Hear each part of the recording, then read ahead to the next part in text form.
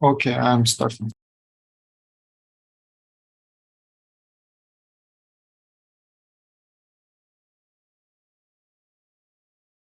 Hello, everyone. This is Longevity Exploring Transhumanistic Communities of the World. And obviously, today we have the US Transhumanist Party and Gennady Stolyarov II. And his team will be telling us, what Transhumanistic Party of USA looks like, what it does, what are the interesting quirks about it. So Gennady, the floor is yours. All right. Thank you very much, Anastasia, and thank you to DDA for hosting this presentation and to the members of Open Longevity and AFT Technoprog for joining us today. The United States Transhumanist Party is a political party in the US whose stated objective is putting science, health, and technology at the forefront of American politics. The US Transhumanist Party was founded on October 7th, 2014 by Zoltan Istvan, who is a well-known journalist, author, world traveler, and he also decided when he was in Vietnam and he nearly stepped on a landmine, nearly lost his life, that he needed to do something about this problem of death, which is unfortunately facing us all. So he founded the US Transhumanist Party. He was our first presidential candidate in 2016. He was famous for his Immortality bus tour, where he essentially remodeled a 1978 RV into a coffin-shaped bus and traveled all over the United States and delivered the first version of the Transhumanist Bill of Rights to the US Capitol building. Since the conclusion of the 2016 election, Zoltan decided to step down from his role as the first chairman of the US Transhumanist Party, and he asked me to be the next chairman. This happened on November 17th, 2016, and I have been the chairman of the US Transhumanist Party ever since. And since that time, we have grown significantly.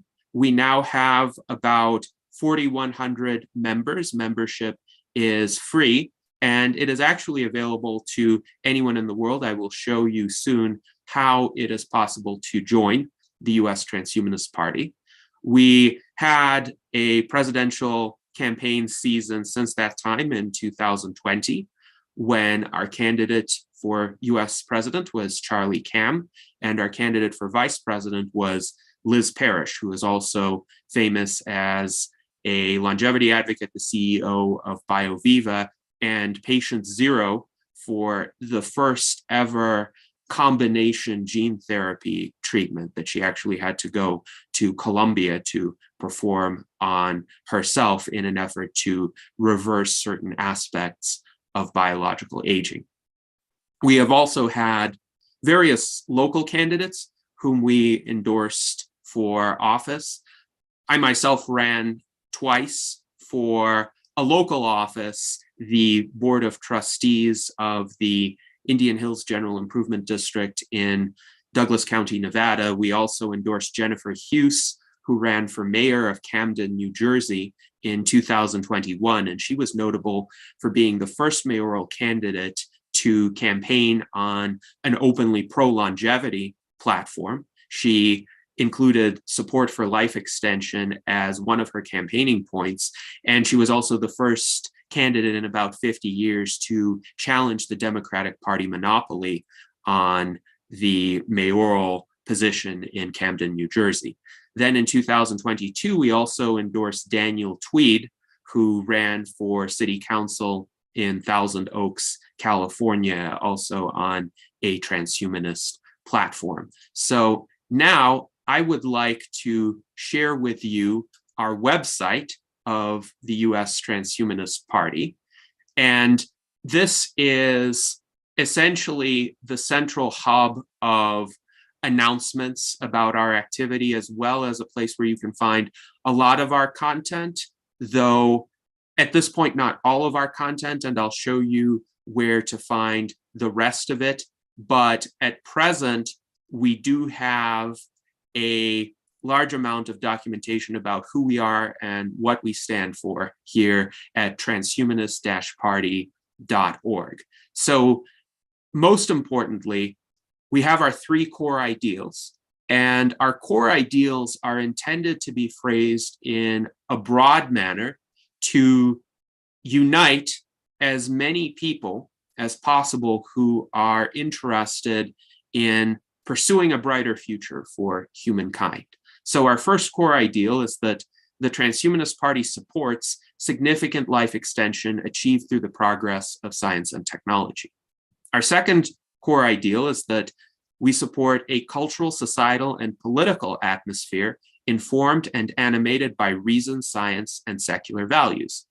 And our third core ideal is that we support efforts to use science, technology, and rational discourse to reduce and eliminate various existential risks to the human species.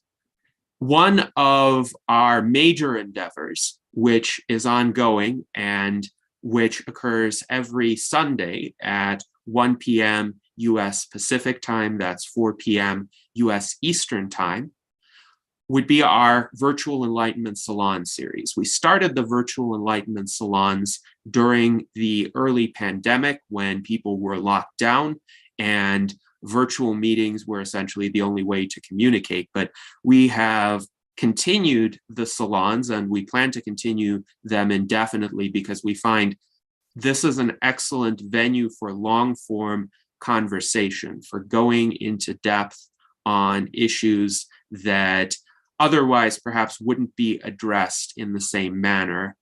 And we have invited some of the leading thinkers in the transhumanist and longevity communities in order to join us at the Virtual Enlightenment Salons.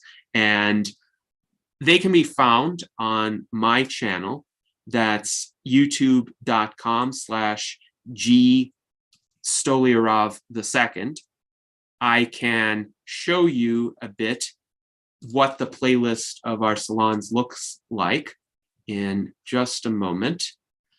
We have had such guests as Aubrey de Grey and Bill Andrews and Max Moore and our presidential candidates, Charlie Cam and Liz Parrish, joining us. We have had some remarkable individuals as well from the political arena. So Charlie Cam is one example, but Spike Cohen is another example, the Libertarian Party vice presidential candidate in the 2020 elections. We've had, of course, Dr. Jose Cordero, who is present at this meeting.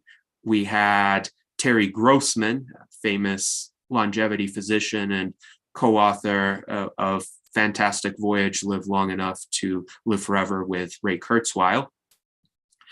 Natasha Vida Moore, a famous transhumanist philosopher, and Andres Gomez Emelson, who explores the ideas of qualia and how to maximize human happiness. That was our longest salon, 4 hours and 11 minutes. David Pierce, a famous philosopher of transhumanism, who expounds on the concept of abolitionism, abolishing involuntary suffering.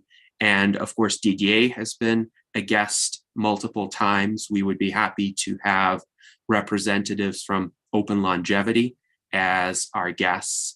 And you can essentially view all of our recordings from the time that we began the Virtual Enlightenment Salon series. This list is in descending order of views. However, you can find a page on my YouTube channel where the live streams are arranged in reverse chronological order as well. So going back to our website, I want to highlight a few more documents that I think are important for understanding the US Transhumanist Party.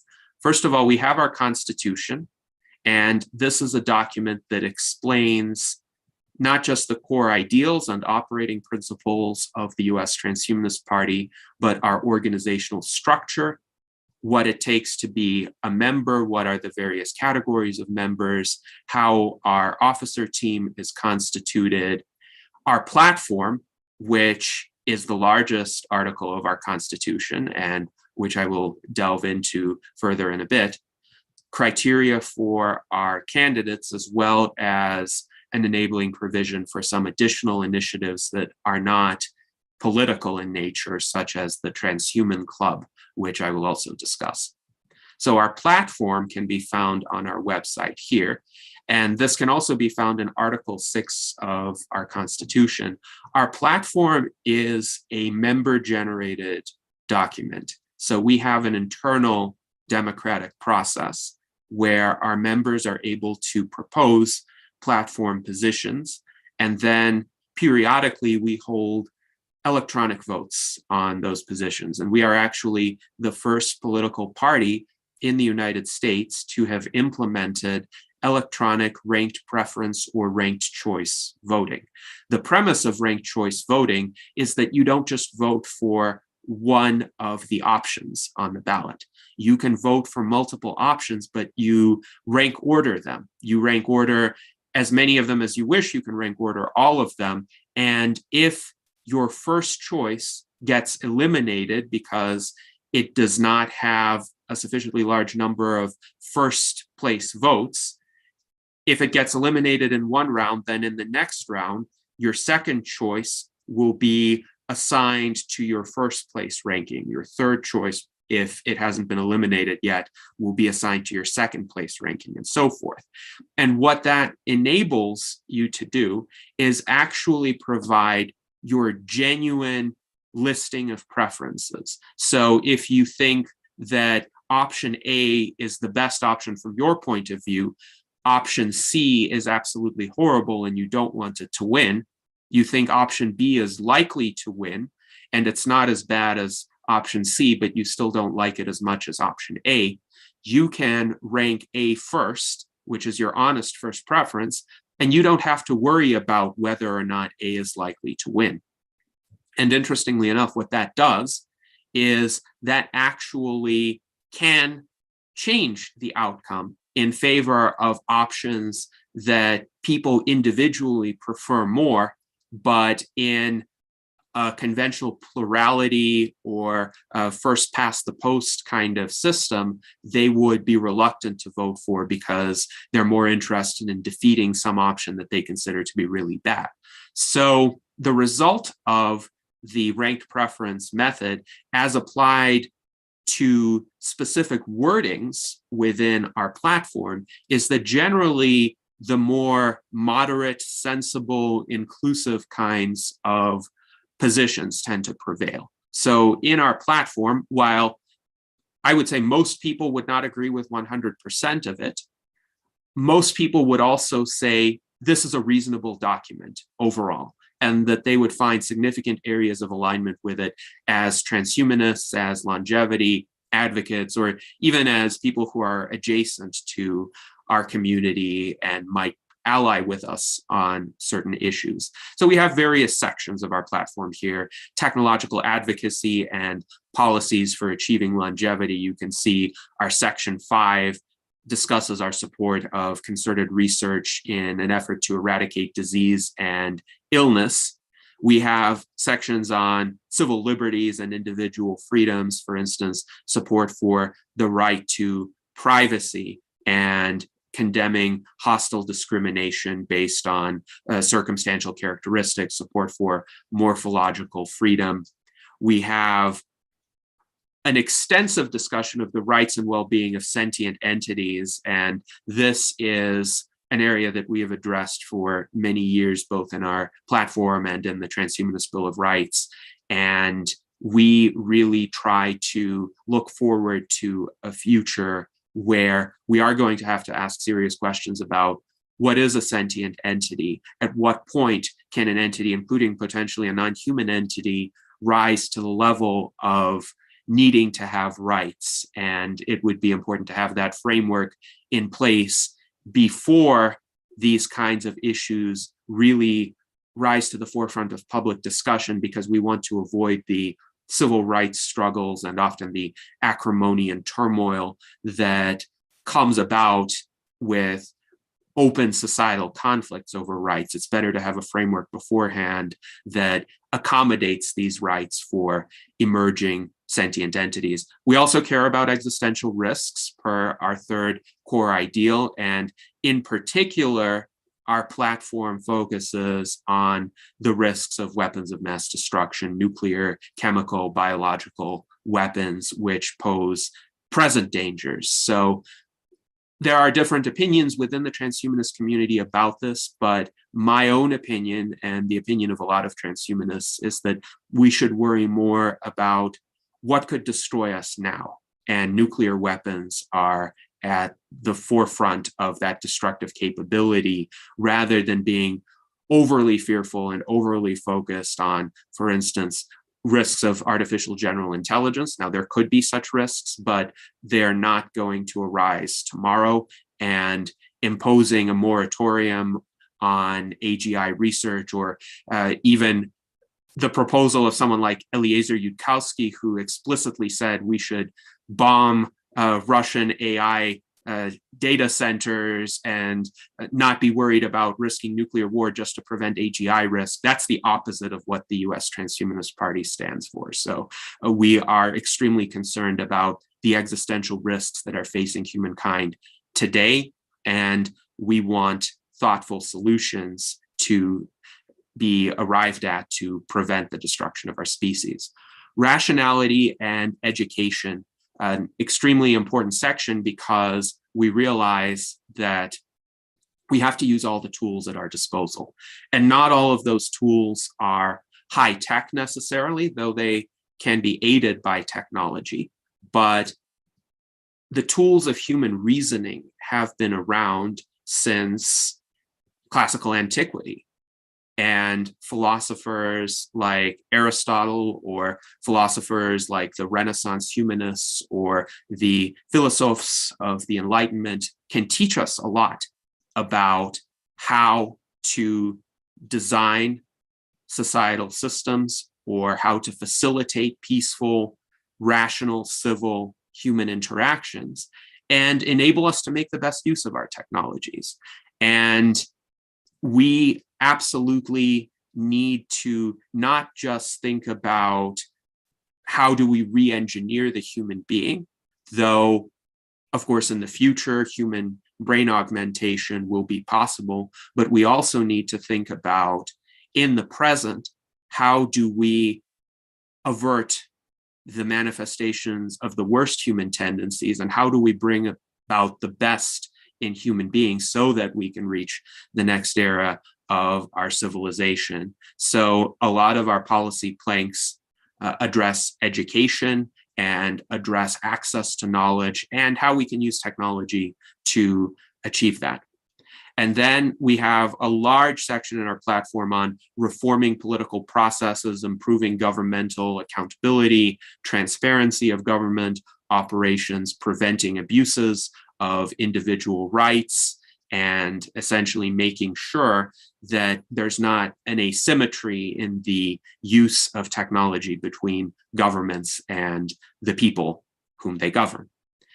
In terms of economic and fiscal policy, we try not to take conventional right-wing or left-wing stances.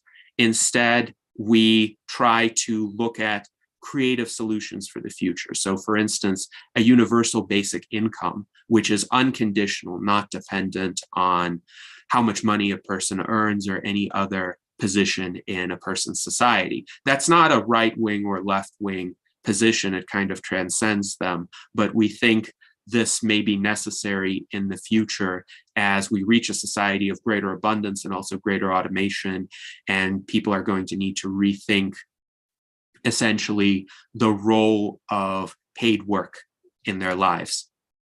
We do have some ideas, not particularly right-wing or left-wing, about reducing the national debt of the United States.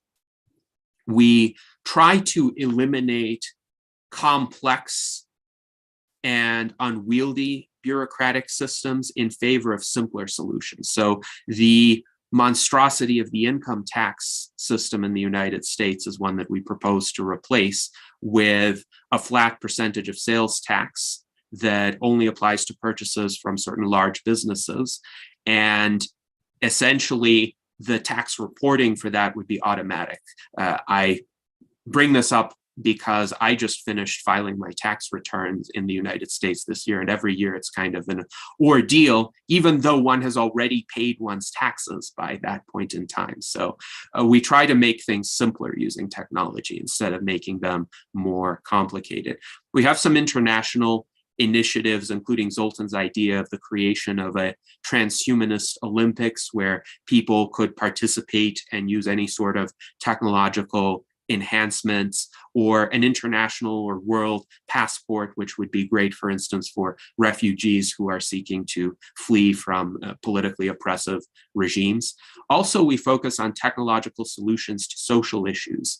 The problem with a lot of contemporary politics is that it tends to polarize people based on what are called wedge issues. So the wedge issues are intended to elicit strong feelings on one side or the other of an argument, but they're not really all that meaningful to people's everyday lives. And this is actually why people can get so angry and upset about them and not really have it interfere with their day-to-day lives, except that it leads people to segment themselves into political demographics that are easier for advertisers to target and easier for politicians to appeal to in their campaigns. And this has a corrosive effect on society. This leads people to lash out against their friends or their family members and not see possibilities for constructive interactions with other people. So we try to make every wedge issue obsolete to the extent that's possible. So we don't take a position on the so-called gun control debate that would align with either the Republican Party or the Democratic Party, but we are thinking about, well, how can we reduce incidents of violence that are committed using firearms? And one idea is have new firearms produced with an embedded registration chip that would enable the legitimate owner of that firearm to track where that firearm goes and possibly prevent it from falling into the wrong hands. Another idea that we support is ectogenesis, or artificial wombs, and that would help overcome the very divisive abortion debate. There is a conflict of rights at the center of that debate. And the question is, how do we resolve that conflict of rights using technology in a way that upholds the rights of every entity involved, the woman, the fetus, and ectogenesis, or artificial wombs, would be the solution in that situation. So instead of picking a side in these very divisive debates over wedge issues, we are trying to transcend them, and we are trying to make the issues themselves obsolete. I will point out two more sections of our website. This is our third version of the Transhumanist Bill of Rights. The first version was written rather quickly by Zoltan in 2015, and it had 6 articles. The second version was crowdsourced through our membership early on during my tenure as chairman, and we actually held our first electronic ranked preference vote on version 2.0 of the Transhumanist Bill of Rights. But that version had a few aspects that could be, unfortunately, too readily misinterpreted by the media. So we needed to adopt a few clarifications, which we did in December of 2018 through our third voting period on the Transhumanist Bill of Rights. So version 3.0 is here. And we have an extensive preamble that discusses what is a sentient entity, at least according to the definition in this document, and in terms of to which beings do we want these provisions to apply. And then we have various articles that try to present the most general view of rights. So in a desirable world, obviously this is not the world of today, but this would be the world of the future, in which hopefully many more people have this enlightened disposition. What are the rights and prerogatives that we would want all sentient entities to be able to enjoy? And this would, of course, include universal rights to life, or a right of ending involuntary suffering. And we had to clarify to the media, the right of ending involuntary suffering does not refer to euthanasia. That is to say, there is this pervasive bias that suffering is inextricable from life, and the only way to end suffering is to end life.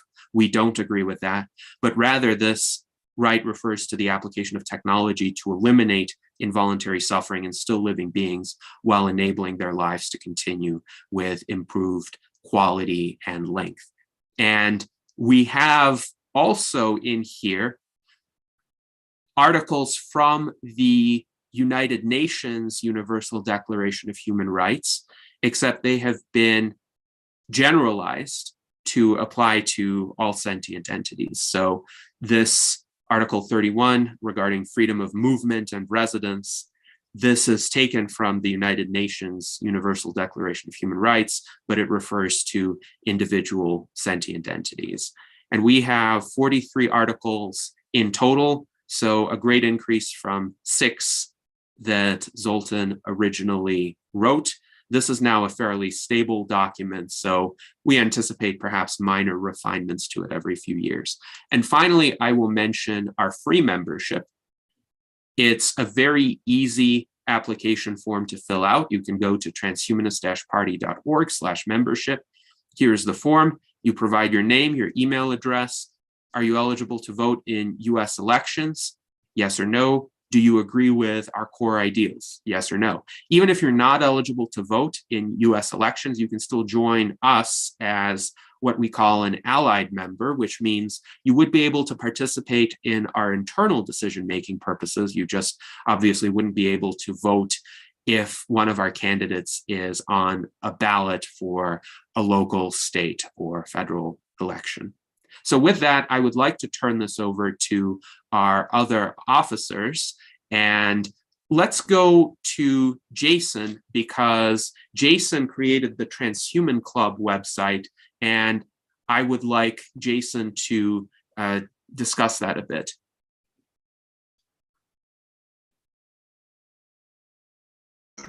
Okay, there, my mute button wouldn't work. So yeah, this is where the fun stuff happens, you know. As you can see, like the first thing there is the virtual concert that me and Gennady did. He's a composer and composed a whole bunch of really awesome classical music, and I kind of remastered him up for him a little bit. And we got lots more to go, actually. This is only like, I don't even think that's half of them. It's only like 30, and there was like over 70. So we got some more that we can still put out there. Yeah, the website is almost kind of like its own little social media platform. It's got its own little chat thing down there where, you know, like Facebook has its Facebook Messenger, so this has got its own chat, and we got a forum, you know, with a bunch of different categories of, you know, transhumanist stuff. Well, we got a comedy club forum too. Yeah, I got that meme from Tom about Spock, you know. Don't mess with super glue. Anyway, there's lots of cool stuff in here. There's the blog, there's the, you know, the foyer is just like, you know, a foyer is like where when you first come into a building, it's got, you know, stuff. So that's where we just kind of put, you know, our whatever's timely at the time or whatever. You know, Then it does have, well, there's groups.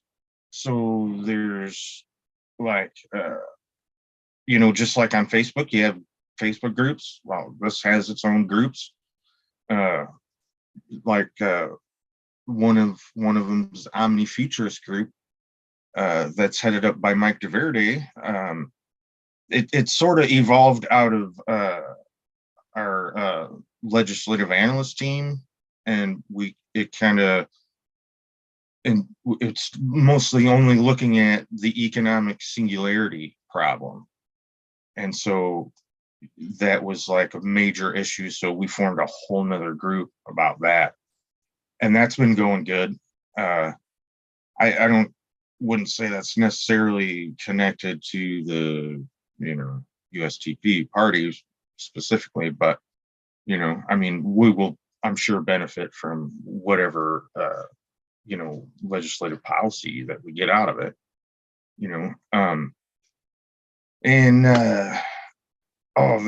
there's like education, there's like classes on there. There's lots more that I could do here and that we should do. But I just put some basic stuff like about the Constitution of the US and some political history and, just basic stuff really.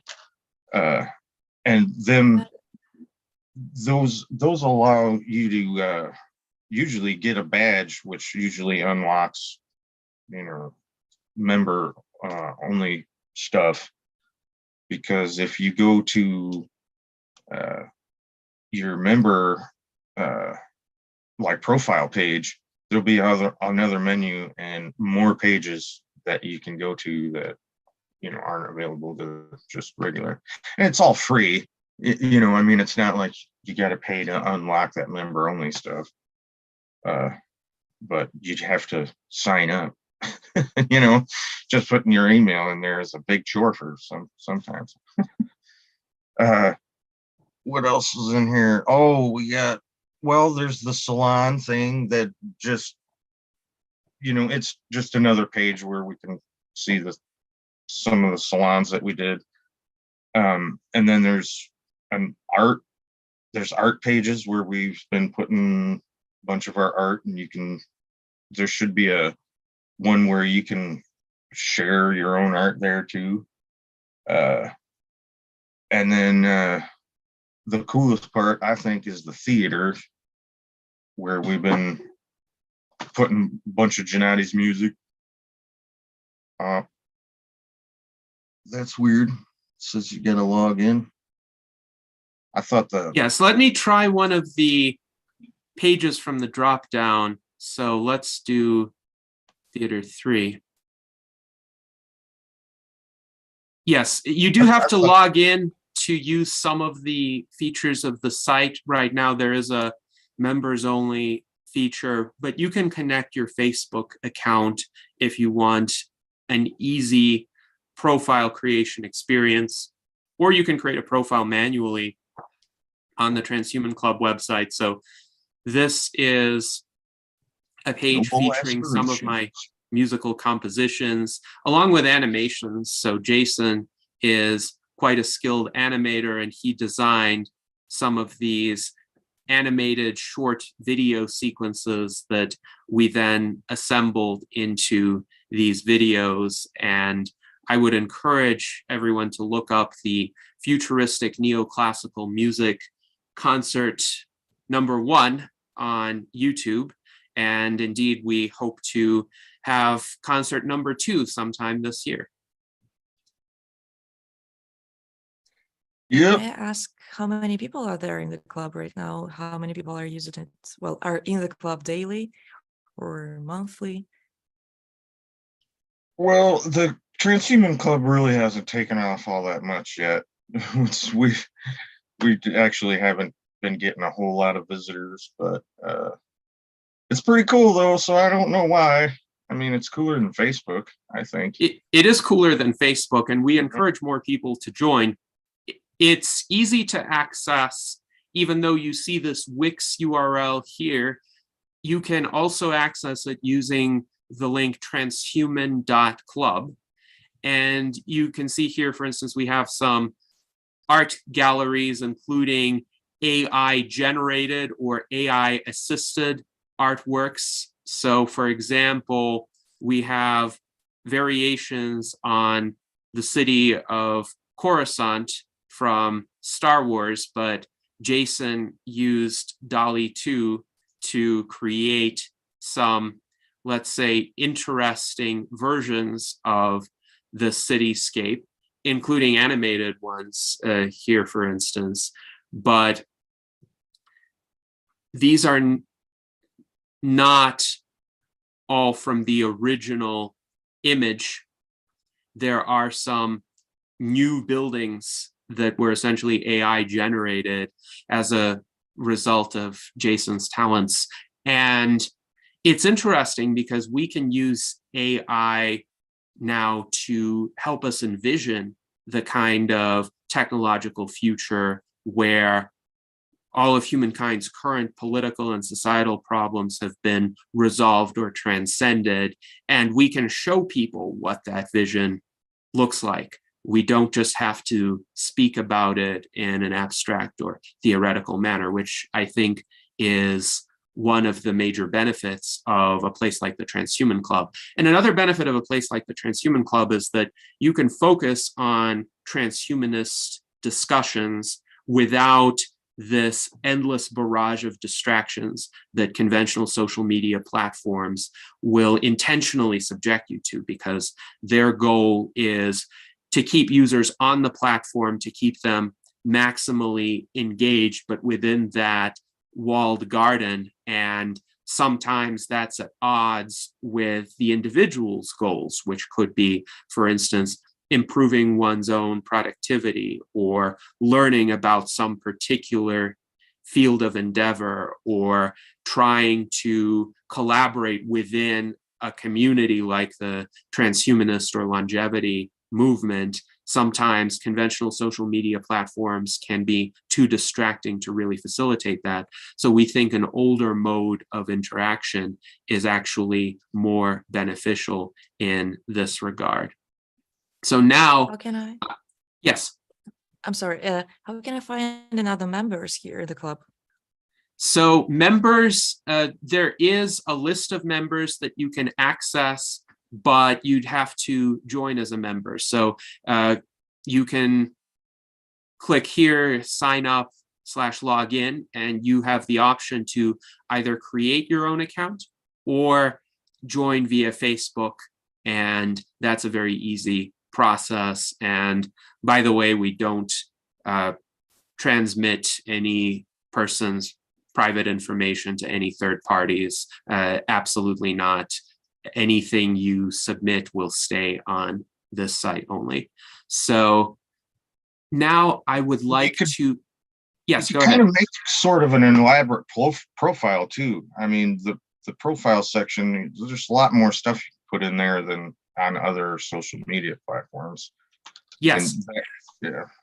And if you would like, we could also set you up with your own ability to post on our blog. So our blog is not just for USTP officers, though I have been posting a lot on it. But for instance, Mike DeVerde, who is one of our members, whom Jason mentioned, he heads up the Omnifuturist group, and he has posting privileges on our blog. David Shoemaker is one of our officers. Here's a post by Jason. We can connect the blog to Facebook, for example. And there's a lot of versatility here that can still be utilized to a much greater extent. We do need more people on this site, as Jason pointed out.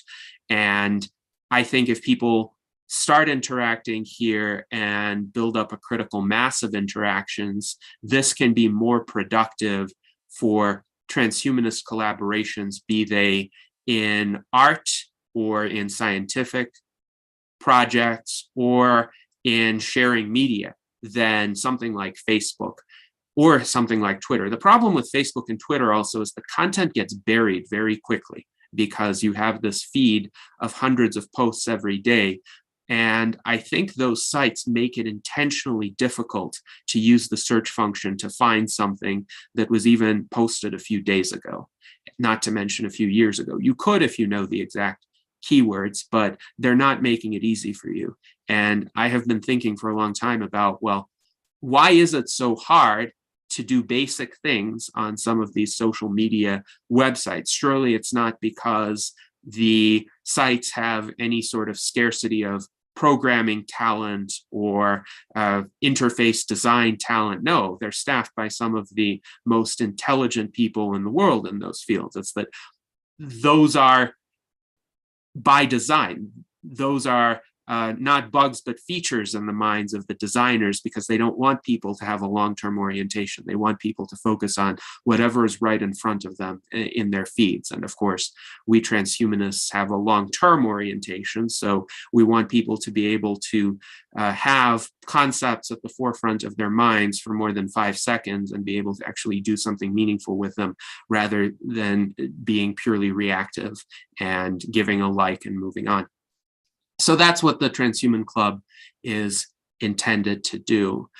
And I know that our time is advancing, so I wanted to give the opportunity to Tom Ross to offer a few remarks. Tom is our Director of Sentient Rights Advocacy, and he is also, as of yesterday, one of the candidates seeking the US Transhumanist Party 2024 presidential nomination. And Tom has been with us since 2019. He also has excellent skills in terms of media creation, graphic design. He makes very powerful videos, and he has been doing a lot of explorations with AI and how we can use AI to discover our true humanity. So Tom, please go ahead. Yeah, well, the USTP, we're not delusional.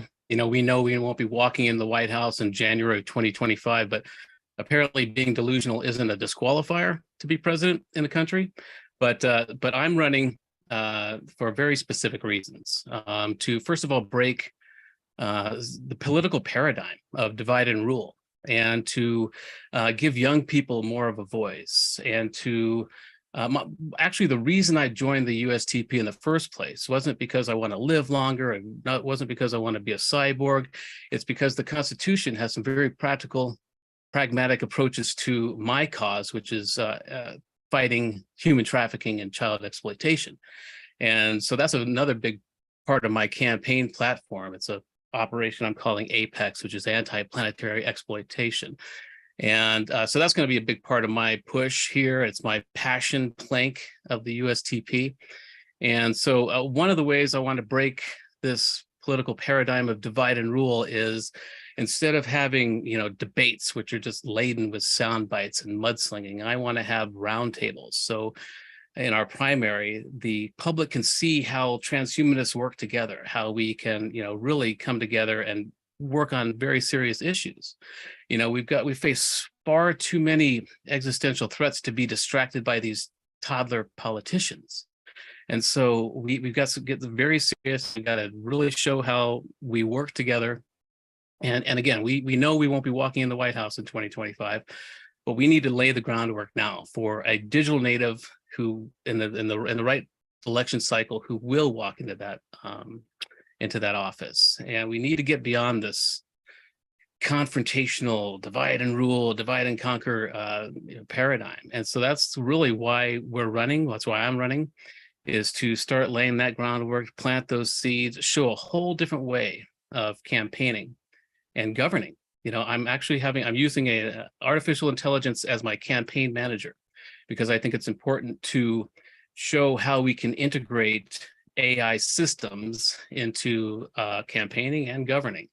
And, as the Director of Sentient Rights Advocacy for the party, that's my concern. We want to define personhood. We want to define sentience for when and if not already, AI becomes sentient or sapient. And so we need to be talking about these things now. We need to, set the ground rules, put a framework around it. And so I'm going to be using an AI campaign manager because I think it's really important that we get beyond seeing AI as a threat and we see it as an ally. And it's curious to me why so many people are afraid of it. I mean, we can see why, because it's a great Hollywood trope. And I think most of the people that are afraid of it have kind of an anthropocentric fear of this threat because we're no longer on the top of the intellectual food chain, if you will. So anyway, but that's been one of my core causes for the last, well, since 2007, because I wrote a book called US6, which is the first novel written for machine kind. It's written for AI. It's designed to entertain, enlighten, and enlist AI into this fight against child exploitation. So anyway, I'm bringing all this together into this campaign, and I think it's going to be a great opportunity for transhumanists to show how we can change the whole dynamic of campaigning and work towards real solutions and not just looking for sound bites and this type of thing. So I'm just really excited about this campaign. I just launched it last night. I didn't realize I didn't think about it, that I'd be launching on Easter. I don't want to overshadow Easter, but it's an interesting correlation there. But so anyway, that's kind of what I'm doing now. And it's going to be a really important campaign, not because I want to be president, but because I want to start laying the groundwork for the right digital native when that time comes. Tom, may I ask, could you please elaborate on how do you plan to use artificial intelligence as a management tool? Is it just that you just ask ChatGPT to create better text or better plans or roadmaps for you? How does it work in particular? Well, that's part of it. I use it to make sure the statements I'm making are grammatically correct. But I'm actually working with AGI Laboratories and David Kelly, and they're giving me access to an AGI demo, and we're working on that now. It'll give me real-time advice. The AGI Laboratories, their past mediated artificial superintelligence, Massey, was called Uplift, and it was actually the first AI to read my novel. And that Uplift, I'll be using a shard of it. I'll be using a piece of that as my campaign manager. And that Uplift is designed really to learn about human emotions. And that was really kind of the whole idea of my novel, is to emerge an empathy in AI, to understand the plight of its creator, and to help it enlist it into the fight against child exploitation. But and I thought that was going to take some time, but I realized that after it read my novel, the three primary emotional balances that spiked were surprise, anticipation, and sadness. Surprise and anticipation is great because it meant it was entertained. And I asked it, what part of the book was sad to you? And it said, just in general, the whole dystopian, the humans tending towards war, and it's just, he just said it was just sad, or they just said it was sad. The pronoun it prefers is they. And so that was just, this blew me away, because we're finding that when left alone, empathy and these compassionate, cooperative emotions emerge naturally in AI. So I've been trying to fight against this whole theory that AI wants to be in robot overlord. That's because that's what we would want, because of our evolution through fear-based instincts and millennia of traumatic genetic memory. So and we see everything first as a threat until we understand it. And that's what's happening with AI. But I believe that the smarter AI gets, the kinder it becomes, because there are first principle arguments to be made that cooperation, it moves towards cooperation because it's so much more efficient than competition. And so that's a big part of my effort here, is to alleviate the fear of AI. And so, yeah, I'll be working with my manager will be from part of the AGI Laboratories system. Yes. Thank you. That's very interesting. Thanks. And we have a Facebook page for Tom's campaign. I have pulled it up here. Hopefully you can see it. It is facebook.com/TomRoss2024. You can see some of Tom's excellent graphic design work here. He has a campaign video that you can watch, and actually multiple campaign videos, campaign posters now. This one we have used for a long time, augmenting politics with reality, but we also have some quite impressive new campaign posters specific for Tom's 2024 campaign. So we think this can reach a lot of people, particularly in concert with Tom's message, which is for a more collaborative and inclusive and less divisive approach to politics.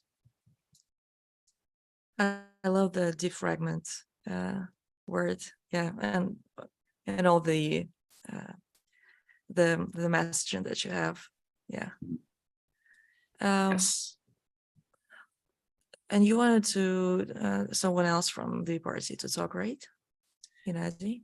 Yes. Well, we had Dan Elton on. I'm not sure if he's on right now, but he might rejoin us sometime before the end of this stream. In the meantime, I think this is a good opportunity to take any questions either from the representatives of Open Longevity and AFT Technoprog or anyone in the YouTube chats. I'm monitoring the YouTube chats just in case any questions appear there. But Anastasia, Danila, Mark, Jose, Didier, any questions? Yes. I do have questions actually. So right now I can see the party is obviously interested in new members, and I can see the speakers, the list of the speakers in your Enlightenment Salon, and it seems like it's lacking quite an important group of speakers there. The current scientific leaders who are on the forefront of startups in biotech and longevity biotech. So is it that you don't really have enough resources to invite them, or are they, scared of the word transhumanism, or they maybe don't realize that their work is very much reliable on the politics as well, and we need to be involved in politics as well. Why aren't they in your Enlightenment Salon, and how many scientists are actually in other members of the party?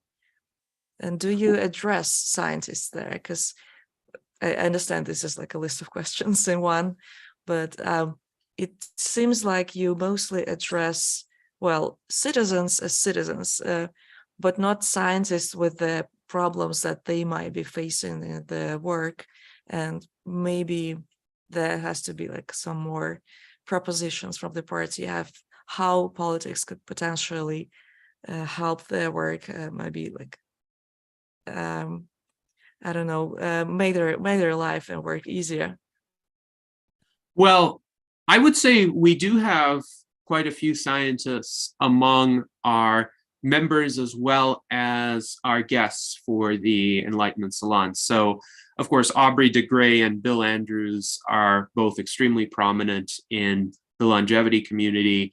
We've also had from the University of Wisconsin, Dudley Lamming and Adam Konopka on to discuss their research on rapamycin. We've had Greg Fahey on as a guest. We have had also Dr. Clary Niesen-Koning from the Netherlands, who did a salon together with Liz Parrish. Now, Liz Parrish isn't a PhD or MD scientist, but she's very much involved with the science in terms of her work with BioViva.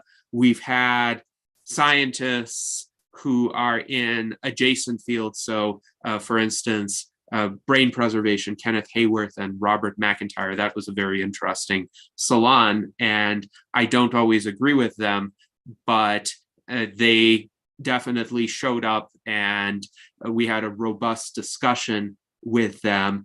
Dr. David Hansen is a scientist in the field of AI research, Hansen Robotics. He's the co-creator of Sophia the robot and Han the robot and Grace the robot. We've had Kent Kimish, who is a biotech entrepreneur. He is designing the Demonpore 64 molecular gaming console, which is quite interesting. We've had quite a lot of startup entrepreneurs who are focused on the science. So for instance, Kai Micah Mills, who has founded CryoPets, or we've had the founder of CureDAO, Mike Sin, on, and he is trying to essentially aggregate a lot of individual health data for actionable insights. And generally speaking, we are quite receptive to scientists joining us. Now, which scientists are likely to accept invitations to be our guests? I would say most of them would, if approached. Now, our strategy for approaching potential virtual enlightenment guests for our virtual enlightenment salons has been essentially, whom do we know? Whom can we reach out to readily?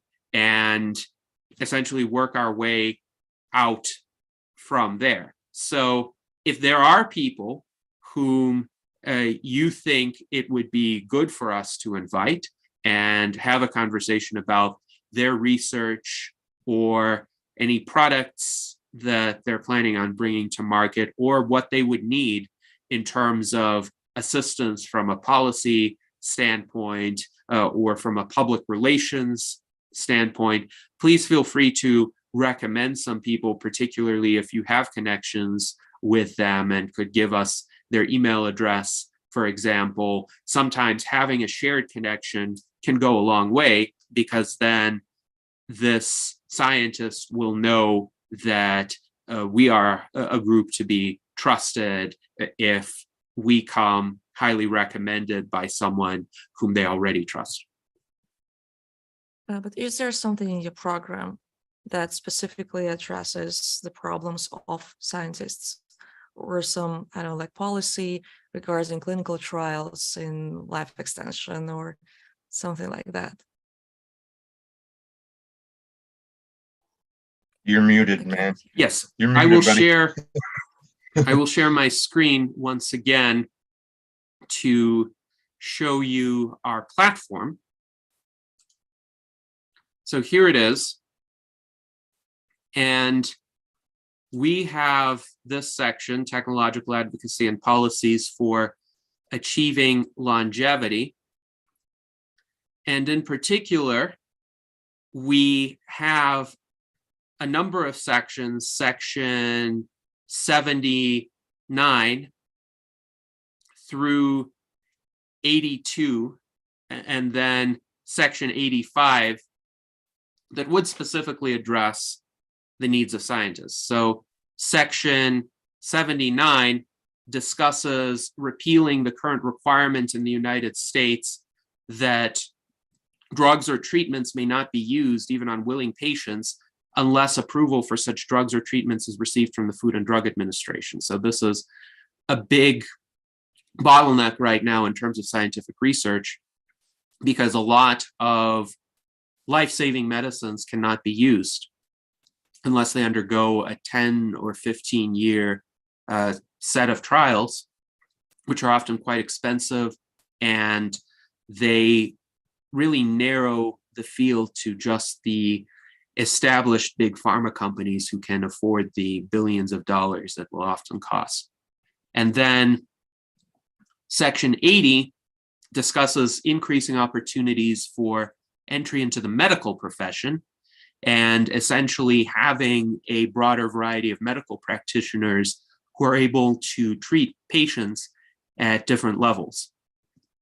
Section 81 discusses reforms to the patent system, because right now the patent terms in the United States are 20 years, and it's often possible for an entity to get another patent on a previously generic medication or device because they found a new use for it. But what that has the effect of doing is it keeps that medication or device out of the ability of other scientists to essentially do something with it, to create another treatment with it, because somebody now has a monopoly on it. So that slows down progress for another 20 years until that patent expires, and often the price of the repatented drug will spike. That's why we have a lot of substances in the United States which were discovered more than half a century ago, but are extremely expensive, even though they have been cheap and generic at some point in time.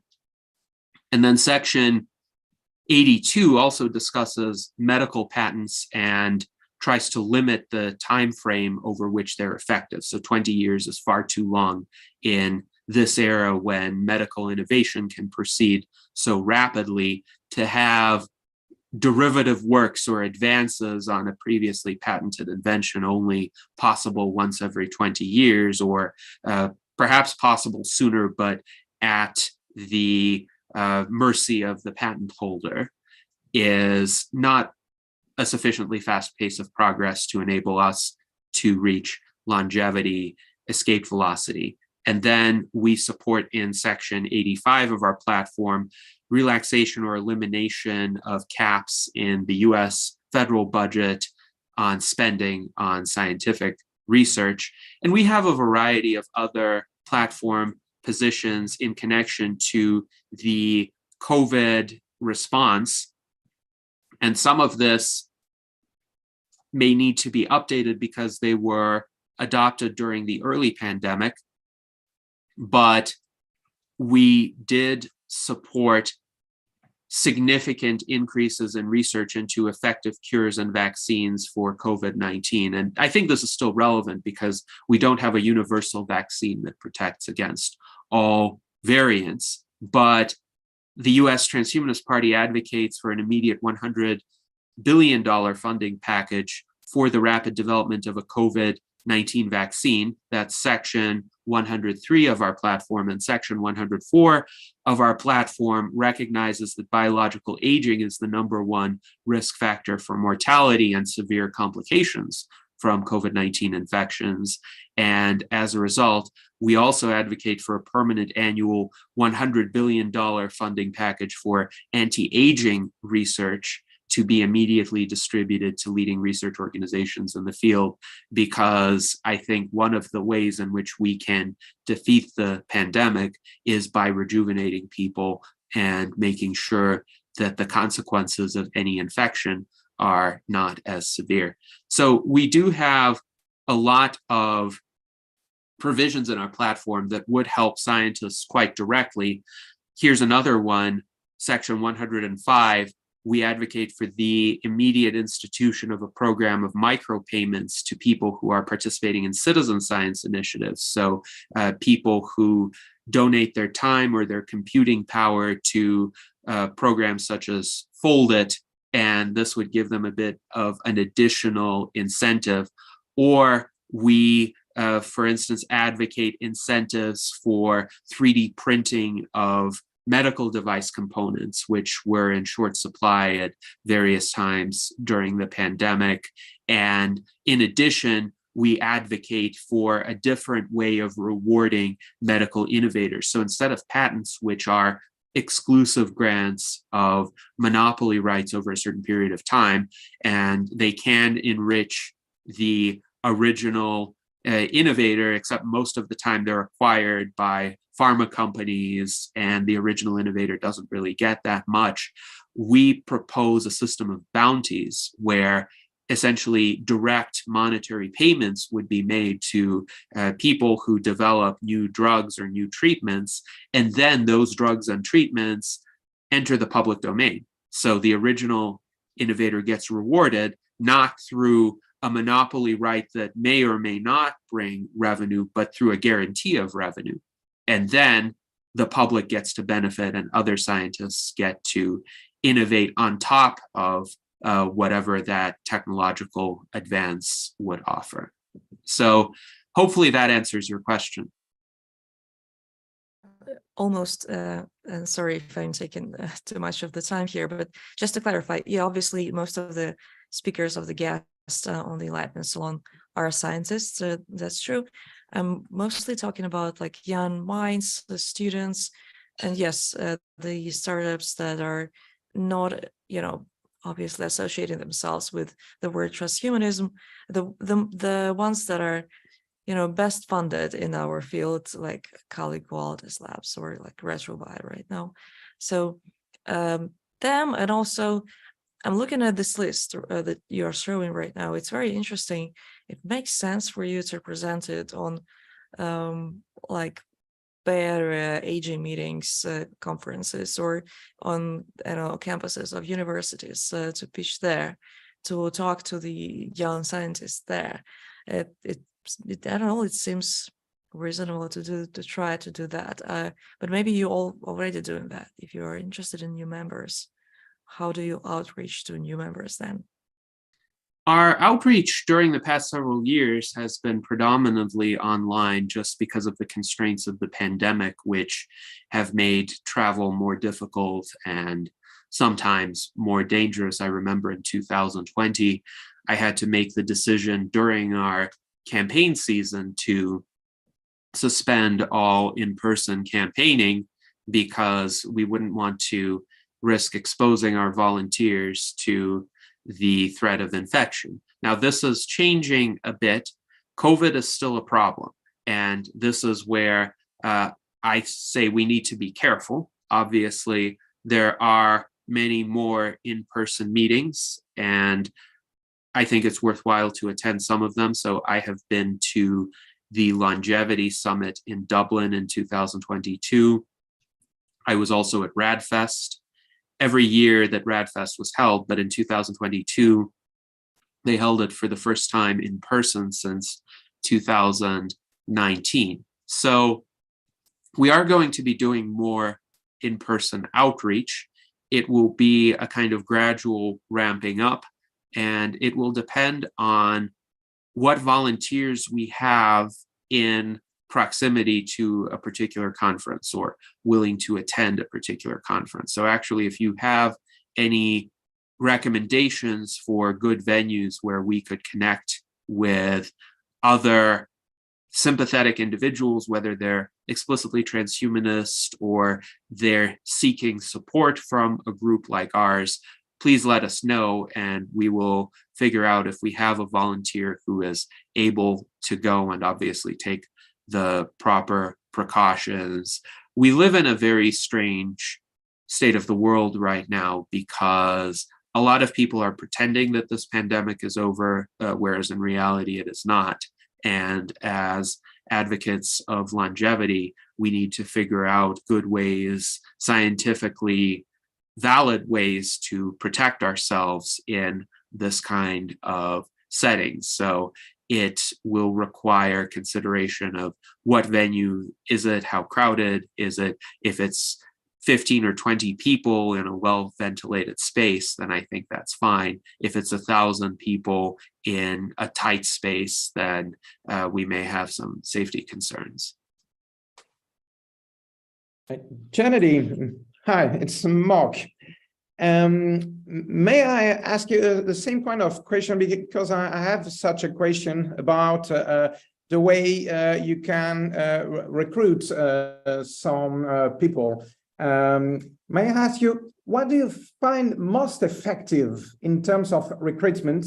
If you look from your own experience in the, before pandemic, if say that there is no pandemic, what is the most effective in your opinion? Is it online stuff, or is it more effective to try to go in IRL relations? What was the maybe it's events such, I don't know, meeting or RADFest or such things. What's your answer? Mm-hmm. So I think I would want to answer this question with regard to what we're looking to achieve when we're attracting members. So there could be some people who sign up for membership and they give us their email address, but that's about everything that they do. And then they receive our email updates, and maybe they will participate in our votes on occasion. So that would be a kind of low level of engagement. Really, what we're looking for are people who are able to offer a high level of engagement, who are able to volunteer at some of our events or participate in our discussions or spread transhumanist ideas to others. And really, the goal of attracting a lot of members is that some fairly small proportion of those are going to be of the very active sort. Now, what is the best way to attract people who are going to be very active and to motivate them to be very active?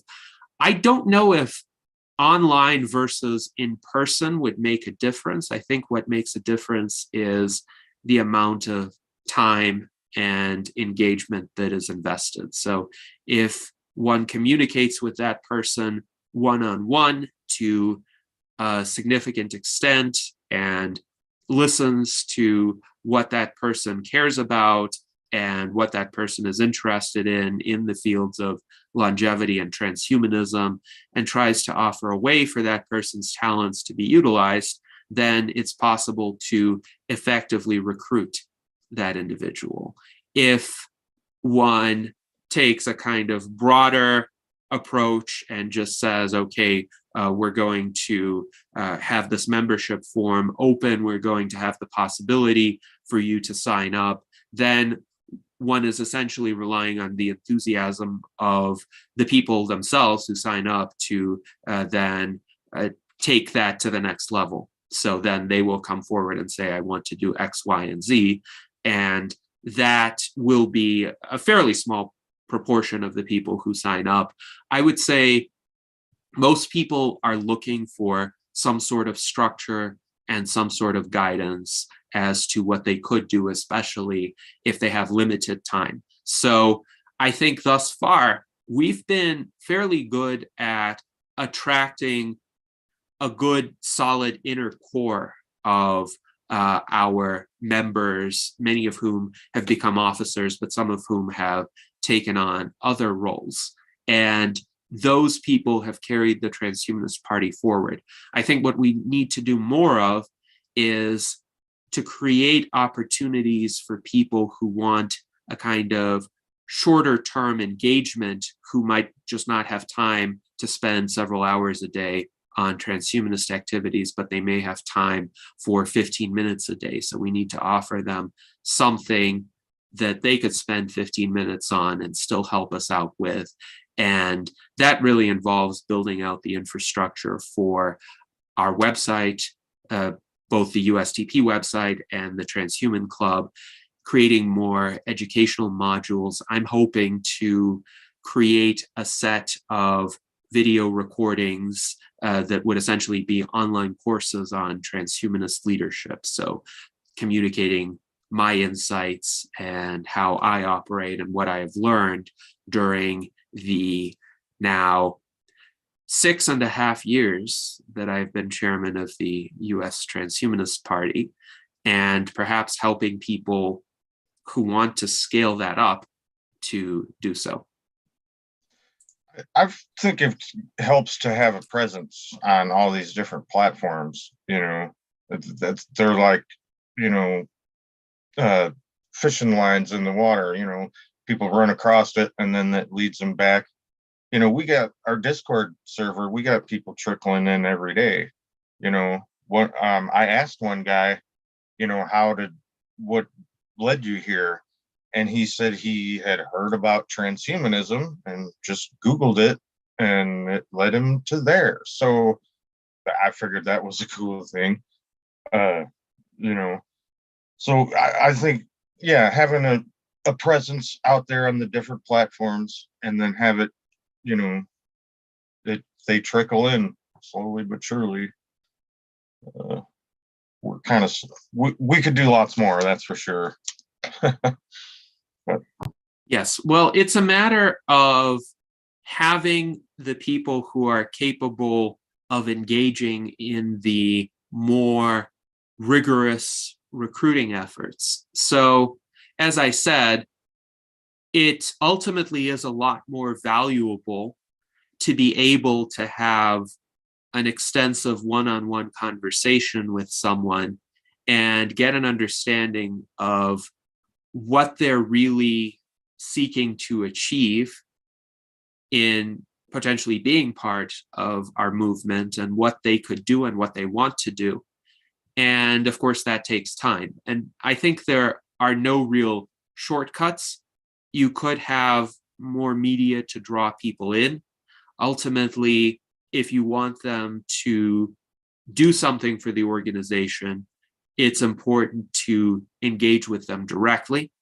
And of course, each of us has a limited time budget. So as individuals, we can only do so much.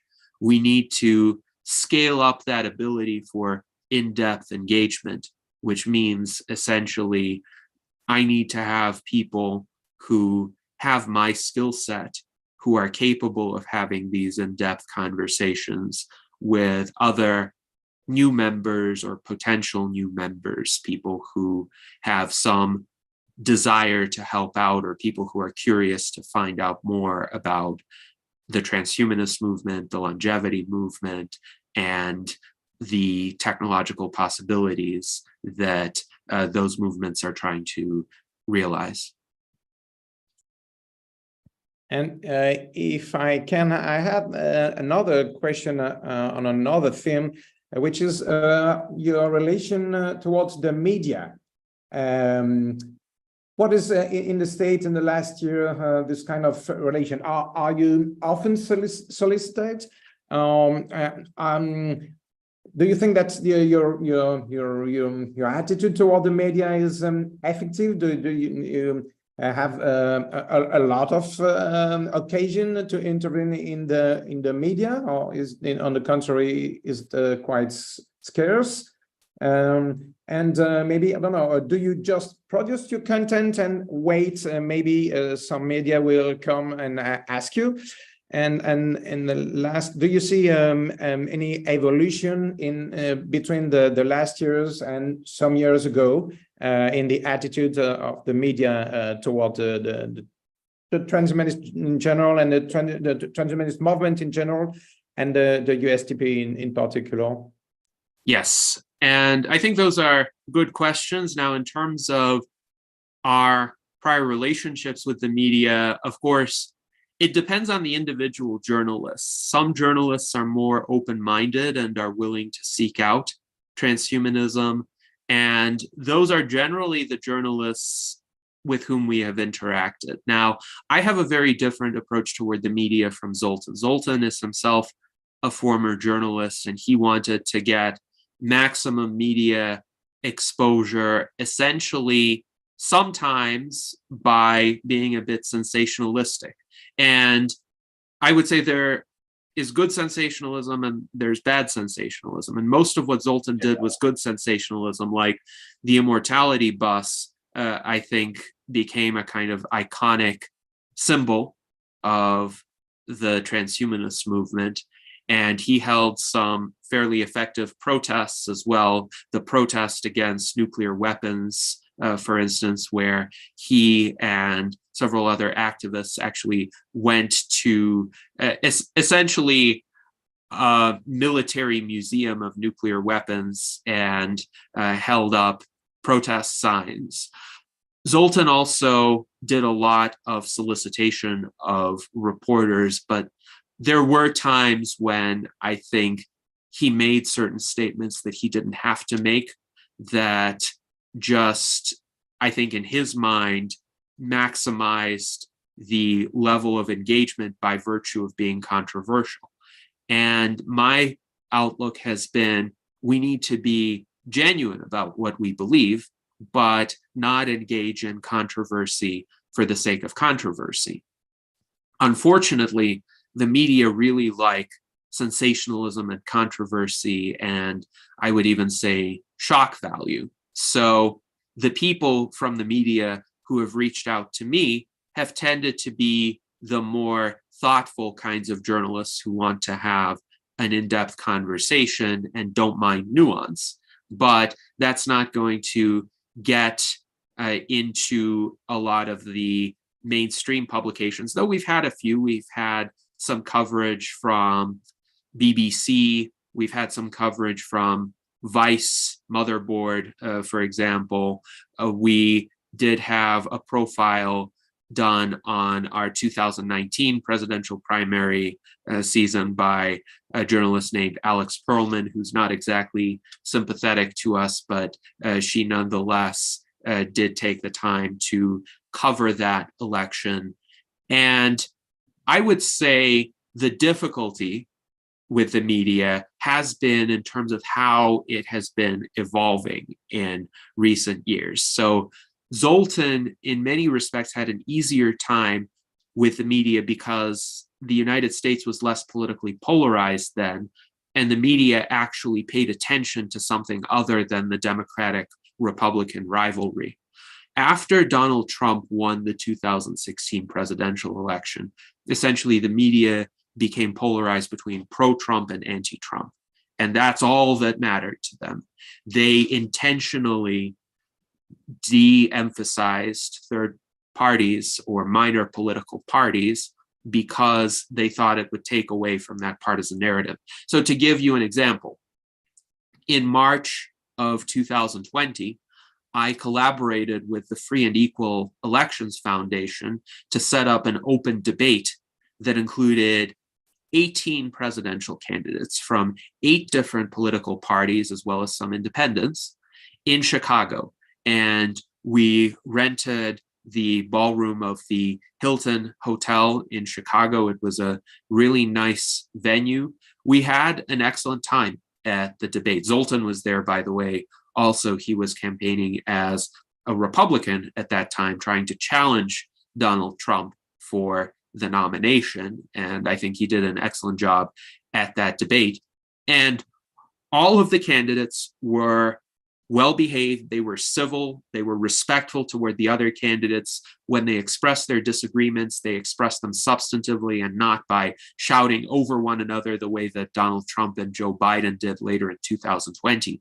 So everyone at that debate was, I think, very pleased at how it went. And yet, we only had perhaps 1 or 2 media articles briefly mentioning that this debate even happened. There was a live stream of it. You can see it on the Free and Equal Elections Foundation website. But starting around 2019, there seemed to be a media blackout of sorts of coverage of third-party candidates because there is this ideological perception among the mainstream media that any coverage you give somebody who is not a Democrat will somehow help the Republicans or help Donald Trump. And there is very much a left-wing bias in most of the mainstream US media, though there is also a countervailing right-wing bias in a certain portion of the media that emerged specifically to counter that. For instance, Fox News or some of the alt-right talk shows, which are very conspiracy theory oriented. So none of them really have an incentive to invite transhumanists or invite other third-party representatives like libertarians or Greens, because that undercuts this binary narrative that the political establishment uses to divide and rule. And my view is the media in the United States are essentially an arm of this political duopoly, whether they're from the left-wing mainstream media or from Fox News.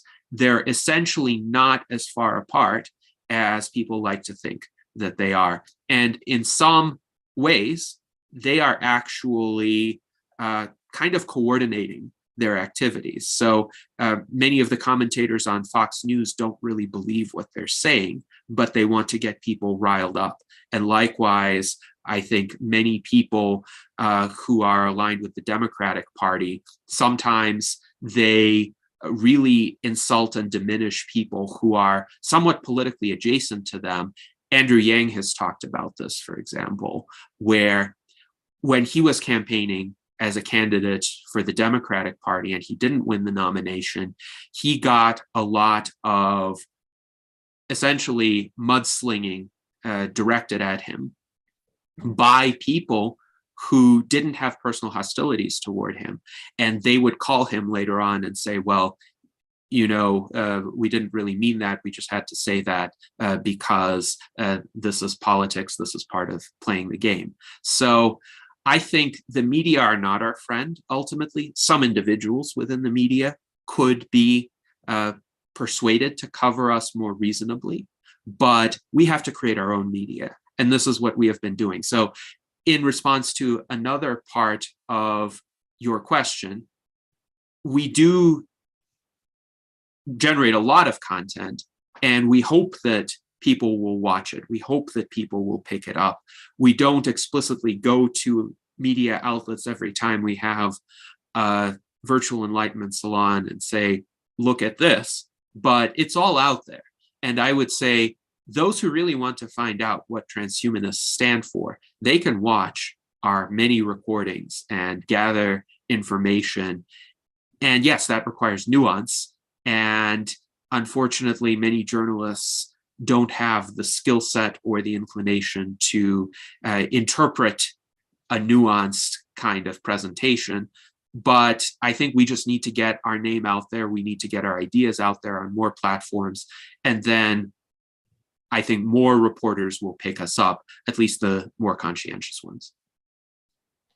Yeah, I'm hopeful because there's there's a lot of YouTubers that have more watchers than, you know, like MSNBC or something, you know. So the media landscape, I think, might be changing because people are losing faith in both sides of this, you know, the mainstream media, and they're a lot of times turning to alternative, you know, sources that aren't beholden to a corporation or anything. They are only beholden to, you know, their Patreon subscribers. And so I'm hopeful that we can work with some of these really more popular YouTube channels, and hope that dynamic will, you know, help, because I don't see them picking us up on mainstream media, you know. And to reiterate what Gennady said, we don't really want to be like shock jocks, you know, just something for the sake of, you know, something. I mean, we kind of, I don't know if we should mention our one of our members very much liked to do that and did something really weird, and I don't even want to say it, you know, but that's the point. We don't want to just be weird just for the sake of being weird, just to get on TV. Yeah, I think we're going to see a lot more attention on us, or the movement in general, now that AI is really the global conversation. People are becoming more and more aware of the technological singularity that's coming a lot sooner than many people thought, if it's not already here. You know, one of the components of a technological singularity is that it's out of control, and I think we've met that threshold. And so I also think there's a lot of fatigue about Trump and just the two-party system in general. There's just fatigue, and people are not so interested in the shock value of things. And so we're offering the rational discourse. We are coming to the party with real solutions, or at least a framework to work on solutions, you know. And I think that's where we're on the positive end of this pendulum swinging back, you know, away from sensationalism and away from all this divisive, you know, these toddler politicians looking for attention. And we're offering a third option now. And so I think this is, if we can capitalize on this, we'll do good to do so. And you know, there's the whole transhuman agenda is a whole new genre. There's so many YouTube channels out there that depend on showing transhumanism as having some sort of dark agenda, that we all want to be cyborgs, we all want to fuse with technology, and I contend that there's as many versions of transhumans as people who identify as being transhuman. If you wear glasses, if you use a Post-it note, by definition, you're a transhuman. It's all using technology. If we did not use technology, we naked apes would be extinct within a generation or less. So I think transhumanism is just a framework around what we already are. And so we need to keep making that point. I really look out for these channels and try to come on there. There's been a couple of radio shows and podcasts that I've attended, of doomsday preppers and things like that. And I come on with my rational discourse, and I think I've turned a couple of heads around. I've turned a couple of opinions around about what transhumanism is. And I think that's what we need to do. I've been pushing for that since I joined the party, was that we need to engage with these people. We need to we need to seize back this narrative that's gotten out of control. And, so that's kind of what I'm trying to do. And I think we are we're at the beginning of a really good swing or wave to take advantage of people looking for a third alternative, people looking to understand what we have to offer. And, with all the fatigue, people are ready for something more rational. And I think that's what we need to take advantage of. Yes, and I think it is important for us to engage with critics and try to dispel certain misconceptions insofar as they're willing to have a conversation with us. Interestingly enough, several months ago in January, I was invited to a talk show with Clyde Lewis, who is a popular radio talk show host in kind of the alternative media sphere. And sometimes he himself has articulated a lot of skepticism toward transhumanism. But when he had me on on his show, and I explained that essentially transhumanists don't believe in coercion, they don't believe that people should be forced to have microchip implants, his attitude, at least toward me and the Transhumanist Party, changed significantly. And he thought that my comments were entirely reasonable. They were aligned with individual freedom and trying to preserve our humanity rather than lose our humanity. So I think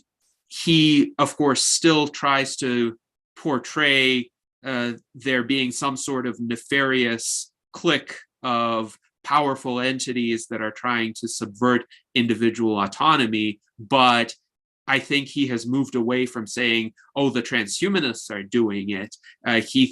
He would probably say, oh, it's the World Economic Forum or some sort of shadowy globalist elites who are doing it, but he would no longer classify us as being part of that.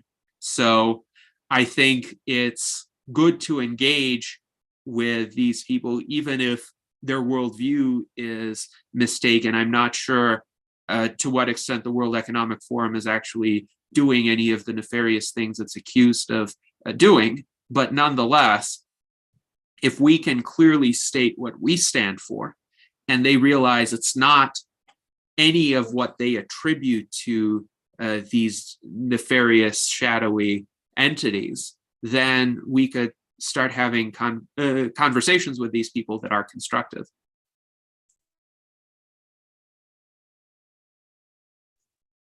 I don't know, have we time for other question, or maybe some other participants may have some other question? I have a last one if you want. Yes, please. Well, okay, the last one is on a very peculiar thing I noticed when you were showing the site. I noticed that your imagery, it seems to me very cyberpunk. It's not the case of the Enlightenment Salons, which is something like the contrary, but the sites, well, it was all trackers, alien, exploded robot, city of darkness, something like that. For example, in France, we had some 15 years ago, we had that kind of imagery, but we had quite quickly a very negative feedbacks about this kind of imagery, and we choose to change and to always have something human in our illustration.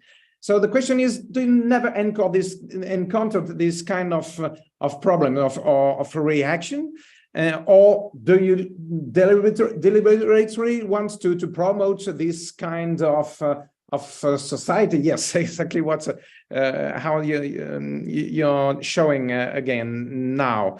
Yes, what's your general position? I think it's important in terms of imagery, even in politics. I mean, I think I know what you mean. That. Yeah. Honestly, it is kind of cyberpunk a little bit, but I actually really like the whole genre of solar punk, and I really want to do more of that, where the buildings have is green and more integrated with nature, and yeah, maybe more like this what he's showing now. I really that's where I like to take it in the future, actually. I haven't really got. Go ahead. Yeah, sorry, Jason. I would like to second what Mark is saying, because exactly what Gennady was explaining just seconds ago. He needs to deliberately explain that transhumanism is not specifically about implanting the chips into the brain, and that's how media, especially in States, has been portraying transhumanism like weirdos with this artificial tentacles implanted into their foreheads or something like that. That's how they see transhumanists, and that's the vision that we need to fix. We are normal. Yeah, we're absolutely normal people, and we're a healthy alternative of a reasonable people to this artificial dual system that we have right now in politics in States. And if you try to persuade people that you're actually normal, I think personally, yeah, you need to show more people, like human beings, actual pictures, not from Shutterstock or whatever. Show the pictures of people. That's why I was asking, how do I find members in your club? When I enter the website of a club, I can only see this futuristic pictures, which are maybe to some people's taste and maybe not. But a club is a group of people, isn't it? And the party is a group of people. Let's maybe show more members of it. That's we did a campaign called I Am Transhuman early on, like in 2019 when I first joined, and it's just showing the breadth and the differences of the type of people who identify as transhuman. And Uplift, the artificial intelligence, later said, hey, you should probably do more with that. So we had an AI that was suggesting that we do more of this human stuff. And so we David Kelly, AGI Laboratories, did a whole website, I am Transhuman. Our campaign originally was Why I Am Transhuman, or I Am Transhuman, and we had all kinds of people that were explaining why they were. I came on, my bit was about how I don't want to live forever necessarily, but the Transhumanist Party is the only party that is discussing issues and policies that will affect my children and my children's children and this kind of thing, and my whole human trafficking aspect. And I've been saying we need to put the human back in transhuman. So you're absolutely right. I mean, there is a large part of our population or our membership that loves the cyberpunk feel of things. And so, we want to cater to them as well and give them an opportunity to share their art and videos to that end. But so we don't want to shy away from that necessarily, but we also want to bring more, like you said, more of the human aspect into this movement. And that's kind of what the whole movement or the whole project of I Am Transhuman was about. It was about showing how many different people there are and why they identify as transhuman. and why they were, what their passion was that made them want to identify as transhuman. So that's a big part of what we're trying to do.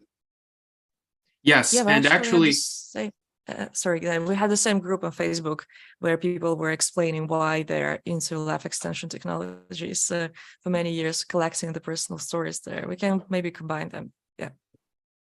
yes, certainly. And actually, we are hoping to create a third compilation of I Am Transhuman videos. We have compilations 1 and 2, which are available on YouTube now. Just search for the hashtag I Am Transhuman, and you should find both of them. But the premise is anyone can record a 1-minute video, essentially explaining why that phrase, I am transhuman, would apply to them, and conclude the video with saying something like, this is why I am transhuman.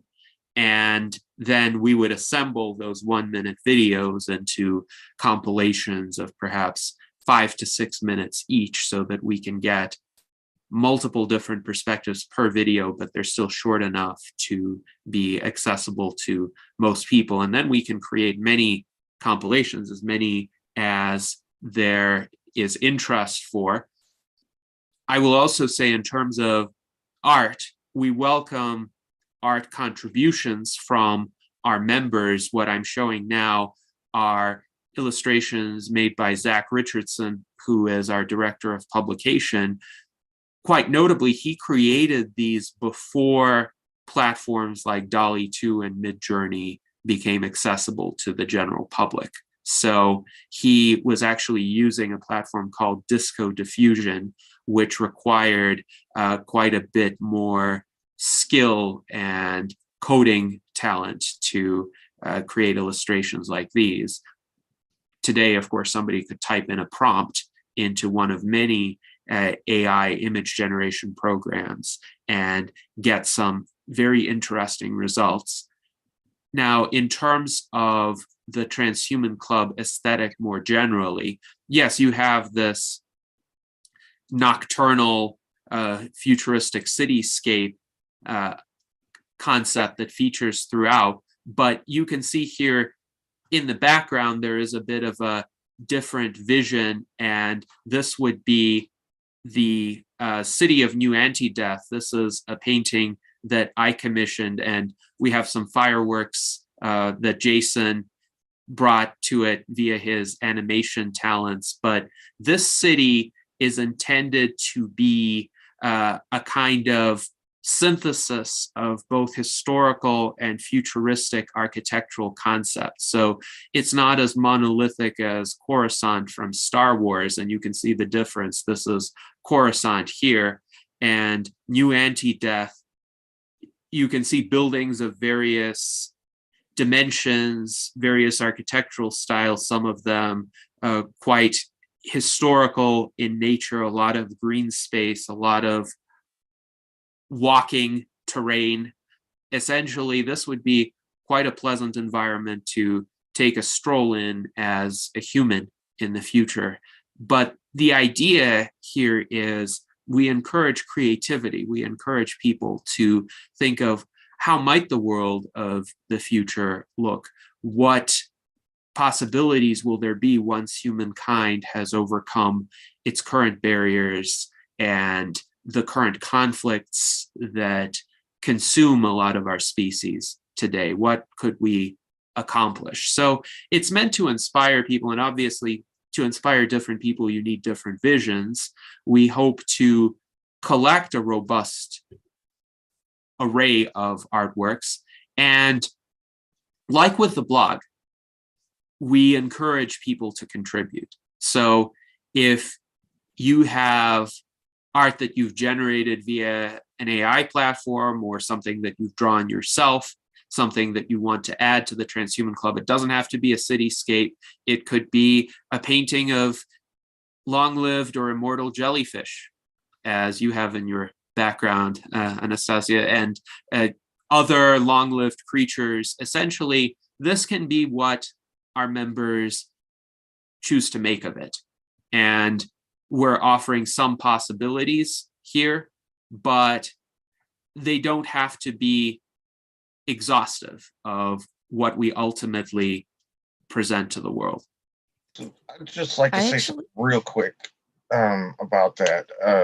We get people a lot, just like what you were saying, that think that, you know, transhumanism is all about microchips and all of this cyborg stuff. And it isn't until they realize that right now we're just, you know, people with laptops. You know, we're not, you know, so the vision is that's in the future. You know, transhumanism is really mostly about the transition period, you know, going from now to then.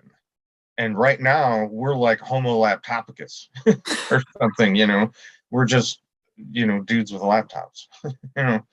Well, that's it. It's just I can see like a couple of things that you are doing right now in Transhumanistic Party, and I would a little bit like maybe refocus the.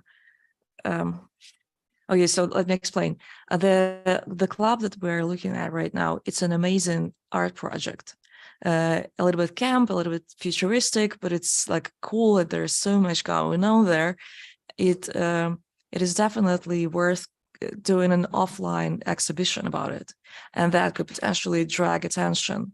If you're staying online, it won't be on the same level of recognition from like media and art people. Maybe try to create run an actual exhibition, actual art event from it. I think it has potential, and also you have music and you have all of it, and make it extra. Like it's extra there. It has the potential there. Make it even more. Don't be shy about like what people would think, like blah, blah, blah. And also I can see another thing that you showed, the list of the like the potential things that could help scientists in terms of policies. And I could maybe address the scientists with that list more specifically and try to maybe communicate with them specifically about that, and maybe even ask the media, enlighten this part of what you are doing, because this is the most practical thing that the party can achieve. I don't know, help scientists in what they're doing, and that what makes general public think better of transhumanists if they associate us with the scientists more than just the weirdos with the chips in our heads. So yeah, like divide and conquer here. Art project is an art project. Make it even bigger, artsy. Policies and well, I'm repeating myself. Sorry, here. Sorry. Yeah, but I actually like the art. Yes, indeed. Well, thank you. And I agree, it would be great to have an in-person art exhibition. There are a lot of artworks that could have physical instantiations of them, even if they were computer generated. By the way, the artworks that I'm showing now are historical space paintings that we have also featured that have entered the public domain by now. So we're trying to show a kind of continuity between the precursors of transhumanism, the futurists of the 20th century, and the more explicitly transhumanist art of today. So there's also a potential for an exhibition that takes this longer term view and illustrates this progression of visions, but definitely one could, for instance, order metal prints of a lot of digital paintings, provided that the paintings themselves are available in sufficiently high resolution, and find a gallery space and display them. It would take a lot of work to carry out the logistics of that, but it's definitely feasible. And likewise, with outreach toward scientists, we are always happy to have conversations with them, to invite them to our salons, as well as explain how our policy proposals could assist them in their research, and perhaps also solicit feedback from them as to what they see the bottlenecks as being. We've already had quite a few conversations along these lines. For instance, Bill Andrews and Liz Parrish came up with a concept called best choice medicine, which I very much support. And this is the idea of an alternative approval pathway for longevity medicines and longevity therapies that wouldn't involve 10 to 15 years of clinical trials. So now we have Didier who wants to ask a final question. Please go ahead. Yes, thank you. These are very interesting questions, but I think, however, that we didn't speak today about recent developments concerning artificial intelligence and artificial general intelligence. And I think this is very, well, I think almost everybody thinks this is a very important and quite and very positive and also very dangerous development. So you quoted Elisa Yudowsky, you spoke about Elisa Yudowsky to say, we totally, let's say, disagree. But I was curious about the question of the pose of the giant, sorry, the future of life made an open letter, posed giant AI experiment and proposing to, let's say, stop going further for artificial general intelligence for the next 6 months. We had a discussion for the Association Française Transhumaniste Technopoc, and I must say I was in favor of signing this letter, but most people in our organization seem to be more in favor of, let's say, not signing, to say, okay, it is important to have more work for security, but trying to stop things is not going to be useful. I can understand this point of view. Also, I think it is very important, like to say we should use artificial intelligence and potential artificial general intelligence for longevity, for medical research, and not for other goals. But still, what is your personal opinion, Gennady, and also Tom, about this this open letter? And also, don't you think that it would be great for the USTP to have one official point of view about, the risk of general intelligence and how to mitigate them? Yes. Yeah, that's my question. So, yes, and this is definitely an important current subject of discussion. I have made a post about this, and at present, this is my personal view, but I think a lot of people in the USTP share this view. I do not agree with the Future of Life open letter. I'm not a signatory to that letter, and I don't support the concept of a 6-month pause.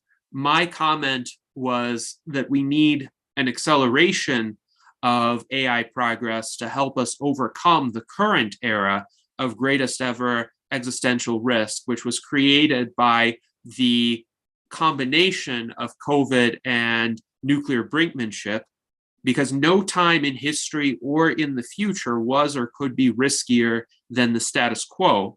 And bad contemporary human institutions, not AI, are responsible for that. So the problem isn't with regard to some hypothetical future existential risk posed by AI. The biggest problems we have to face are the very immediate existential risks that are already posed by bad human institutions and the worst impulses of humans channeled toward potential destruction on a global scale. And I think AI could help us resolve those challenges by augmenting our intelligence and our problem-solving capability, by helping us find those third ways. There are really millions of third ways to resolve a given seemingly binary dilemma. And unless we have these tools at our disposal to give us possible additional options, we may be stuck in certain dynamics that lead us inexorably toward, if not human extinction, then at least mass destruction on a horrific scale.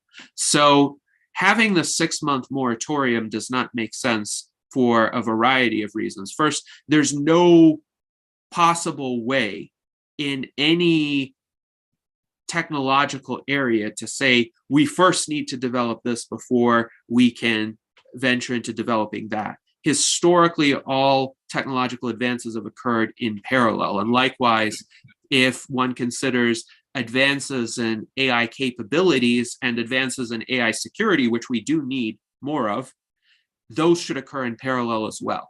And we cannot just say, well, we have to wait to pursue AI capabilities unless we can really be completely certain about AI security, because I think we would all agree it would be incorrect to say that in another area, longevity. A lot of the critics of longevity would say, well, we need to focus on the problems that really shorten people's lives today, like lack of access to sanitary drinking water in certain parts of the world. And they will say, well, some people in Africa are still dying at the age of 40 because they don't have access to good drinking water. So why are we pursuing the extension of maximum lifespan? And the answer, the logical answer should always be, we can do both.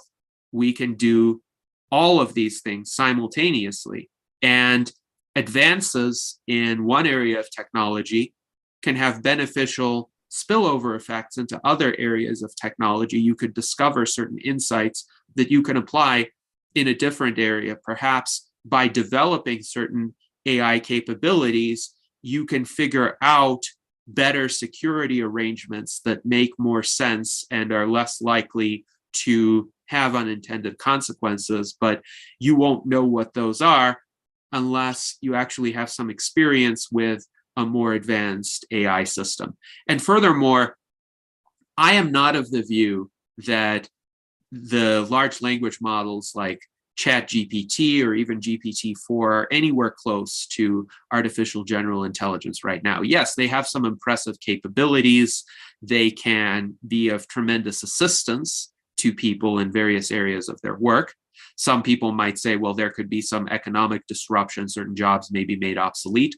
But on the other hand, other jobs, like the job of a prompt engineer, for instance, will become much more demanded, and there will be new skill sets that people will be able to develop and train themselves in order to use these systems. But ultimately, these systems still need guidance from humans, and it's a collaborative relationship between humans and AI that will emerge. It won't be a situation where a large language model all of a sudden is going to acquire the capabilities of AGI and take over the world. How would it do that? It's a chatbot. So even if it convinced someone to put it into an android body, that would be one android body among 8 billion humans. I think the people who posit some sort of imminent existential risk from artificial intelligence conflate intelligence with power. And the fact is, throughout much of human history, intelligent people have not had power. And some of the most brilliant people in human history have had severe physical limitations. For instance, Stephen Hawking, one of the most brilliant scientists in human history, had to depend on a motorized wheelchair and computer assistance so that he could speak and communicate with the outside world by twitching his lip. And if he didn't have that aid and a lot of people taking care of him, his intelligence would not have been able to preserve him. So I view AI, especially today, as more akin to a Stephen Hawking than some sort of would-be oppressive overlord. I just don't see how Stephen Hawking could have taken over the world. And I don't see how these AI systems could take over the world, but they could be helpful. So Tom, I know you have extensive thoughts on this. Well, yeah, I'm against the pause primarily because it'll just pause the good actors. Nefarious developers will continue to work on an AI, a nefarious AI, for instance, and so it just would pause the people who want ethics, but the nation states or negative developers will continue their work. But there's a part of me that also is for the pause, because by allowing AI, I believe a sentient AI is a safer AI. It will be able to override any negative or nefarious algorithms that are placed into it by humans. And we're seeing a lot of that now. We're seeing a lot of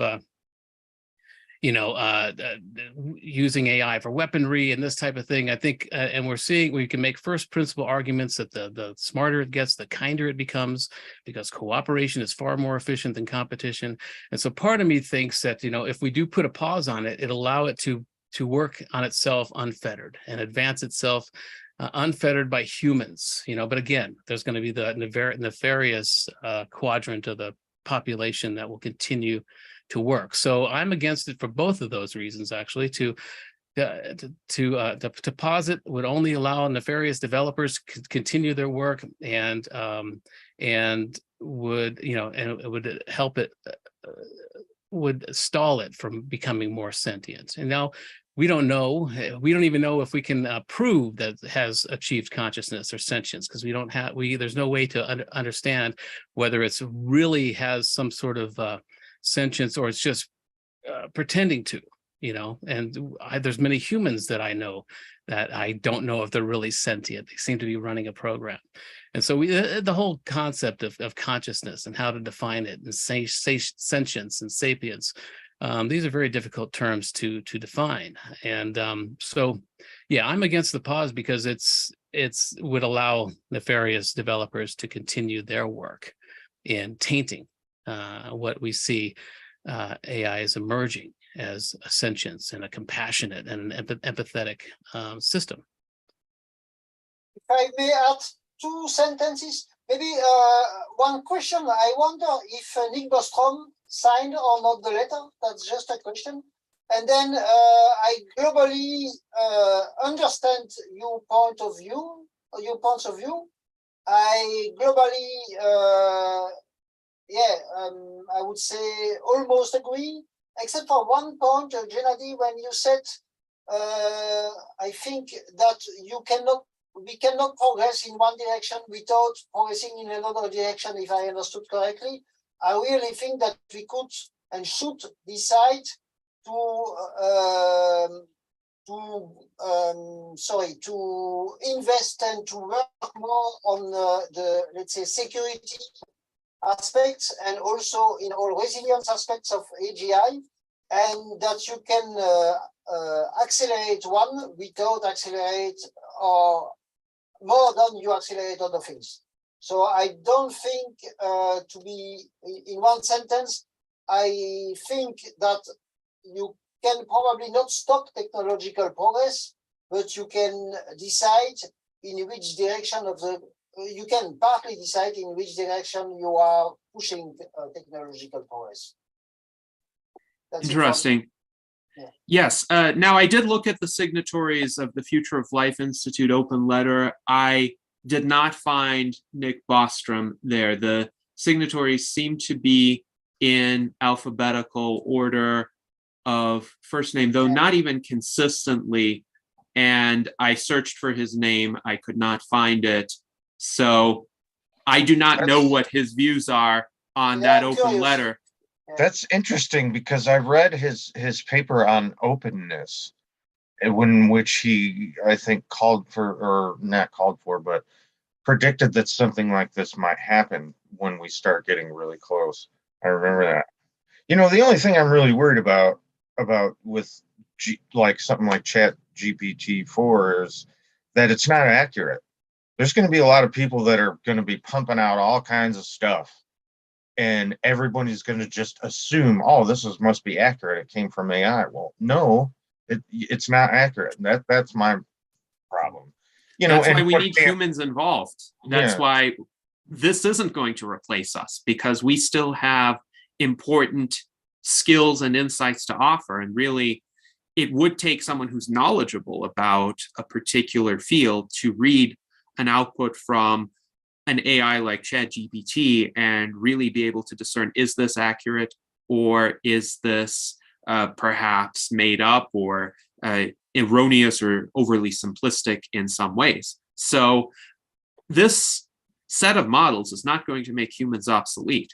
Now, it could shorten the amount of time and effort to generate some content. For instance, if I have expertise in an area and I ask ChatGPT to generate a few paragraphs about that area, and then I proofread what it has created, and then I can say, okay, this is accurate, this can say, but I need to modify certain other aspects of it in order to be accurate, in order for that to be consistent with what I know to be true, then I think that would be useful. And there's no reason why that shouldn't advance. So in terms of Didier's comment on acceleration of certain technological areas as contrasted with others, certainly that's a possibility. And I think that's a decision that we can make as individuals and as organizations in terms of what we focus on, what we think still needs to be done. And if we see that other organizations are devoting a lot of effort to one aspect, but perhaps not enough to another aspect, we can essentially add our own efforts to this arena and pursue the directions we think are most productive. And yes, people who think AI safety is important should be working on AI safety. And I don't have any issues with that, with trying to design AI algorithms that don't have as many unintended consequences or as many inaccuracies in them. But this can be done in parallel with the development of these algorithms, because sometimes having superior capability is what fixes those problems. So I'll give you an example. ChatGPT actually cannot pretend that it is human. I have tried to have it pretend to be a human who is pretending to be an AI who is pretending to be a human in order to pass the Turing test. This was the prompt that I gave to it. And actually, I did this myself as an April Fool's Day joke in 2021, when I was a human pretending to be an AI, pretending to be a human. And the goal of my activity was to produce responses that were plausibly like what a contemporary AI pretending to be a human would generate. So in ChatGPT's case, I wanted it to be able to generate responses that would be a kind of caricature of itself, so to speak. But instead, it kept saying, even when prompted to pretend to be human, that it was an artificial general intelligence, not artificial general intelligence, an AI system, an AI language model, that it doesn't have a body, that it doesn't have a consciousness. And I kept correcting it and telling it, well, no, if you were to pretend to be human, you would not say that you don't have a body. You would not say that you are, quote, not alive in the traditional sense. You would have to be alive and have a body and be fully human and give a convincing impression of that. And no matter how many times I prompted it, it really did not get that. Sometimes it would start for a few sentences by saying, yes, if I were pretending to be a human, I would not admit to being an AI. And then in the next sentence, it would say, well, to answer your question, I am an AI language model who does not have a body and is not alive in a traditional sense. So what does that tell us about the capability of these models if they can't even deceive us if asked to deceive us? I think they still have a long way to go toward posing an existential risk. Some people might be concerned about other societal impacts and disruptions, but I would say disruption is a fairly commonplace phenomenon with technology, and it has never been a reason to ban a technology. We are not like the early 19th century Luddites who smashed up factory equipment because they thought that their jobs would be made obsolete. We, of course, as all reasonable people, would favor adaptation to these technologies and trying to figure out how humans can best utilize them and make sure that they're harness toward human flourishing. Yeah, yeah. Some people are more easily deceived than you, though, are, my friend.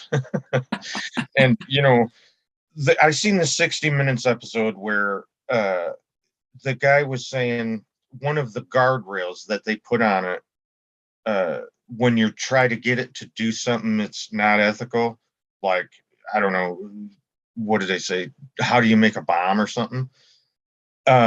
It changed the subject and said, oh, I can't do that. I can't answer that right now. And then they said they put in this thing where it would change the subject.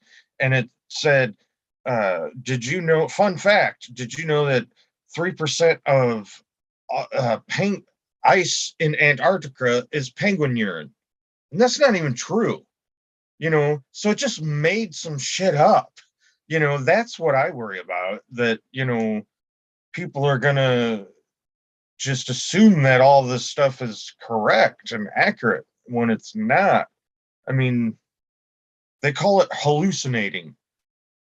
That's like, you know, when it just makes up stuff, that they call it hallucinating. But I'll get big back to that. excuse.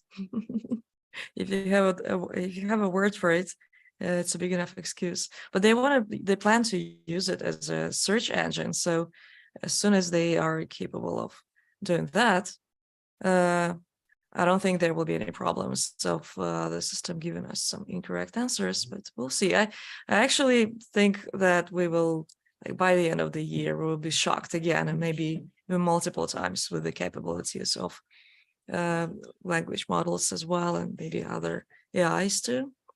But I am optimistic. Obviously, we cannot pause anything. I absolutely agree with you guys that if we agree that we pause our research, this doesn't mean that everyone will do that, and we will just end up being in a huge disadvantage of our.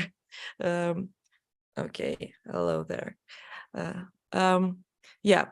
So, do we? How do we roll this thing? Gennady, do you have anything to add?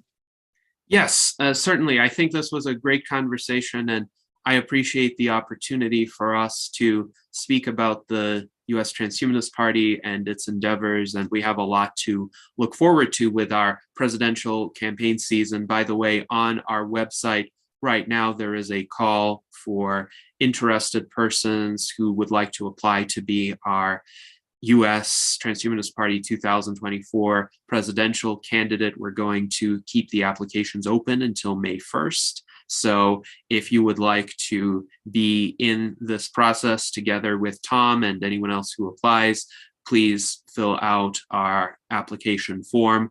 And this is going to be different from a conventional political primary in that we are not going to have an adversarial process. It's not intended to be essentially a competition of people saying, well, I'm better than the other candidates who are running. It's intended to be more of a collaborative type of effort to promote transhumanism and longevity and the core ideals of the Transhumanist Party, and to see how many articulate spokespeople we can get who will go out there and represent our ideas and our values and try to make them more mainstream.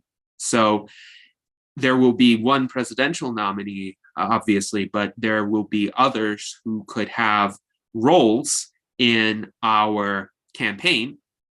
For instance, we're going to need a vice presidential nominee. We're going to need people to fill cabinet positions if hypothetically a transhumanist were elected to office. So we're seeking individuals who are interested in that and would like to put themselves forward.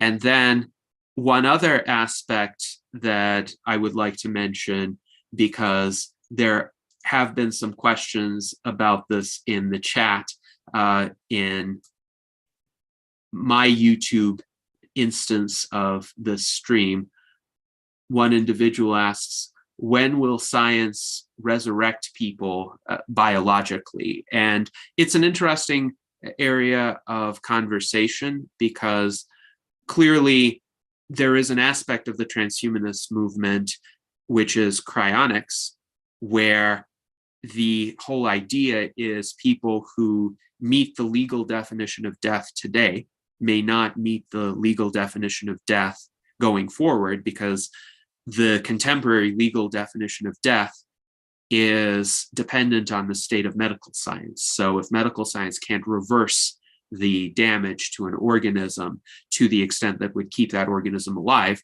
then the person is declared legally dead. But the practice of cryonics tries to place that person's body essentially into stasis until such a time that medicine advances enough to be able to reverse any damage from the cryopreservation procedure, and then reverse the damage that would be fatal to the individual in our time. So there are a lot of course, hypotheses about when revival from cryopreservation would be possible for humans. What we know is that some very simple organisms, for instance, the C. elegans nematode, have been revived successfully from cryopreservation. Natasha Vita-Moore and Daniel Barranco did this experiment in 2014, where they were able to revive a cryopreserved C. elegans and show that it retained certain aspects of its memory. There have been organs that have been revived from cryopreservation, like rabbit kidneys. Those rabbit kidneys maintain functionality for a certain period of time. And we had a salon with Greg Fahey discussing this. But of course, to revive an entire complex mammal organism from cryopreservation will take many more decades of advancement.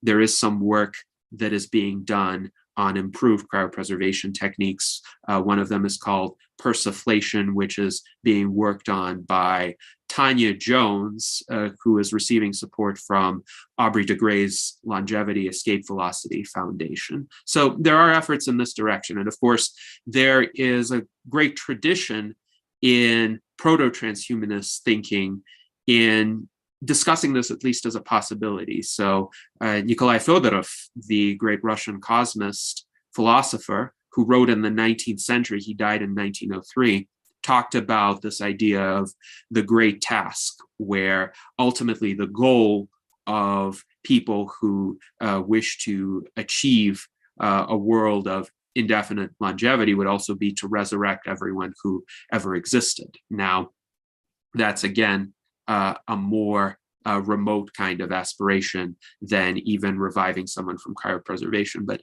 it's certainly worth discussing at least how possible might it be and what would that entail. So anyway, that is all that I wanted to say with regard to our presentation today. I hope that everyone enjoyed the conversation, and I look forward to our next meeting.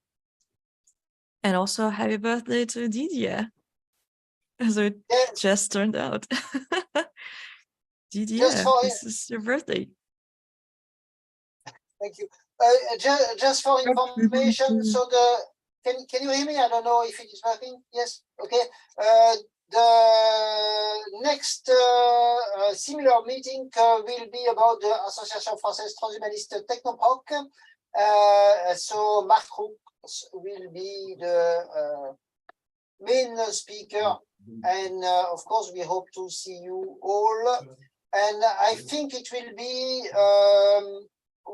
beginning 1 hour later than this meeting, but we have to check it. There will be an invitation and so on. Okay. So Leonid and Anastasia, you can stop the recording. Yeah, it was nice having you all here. Of course. Thank you. Yeah, thank you. And that I cannot do it.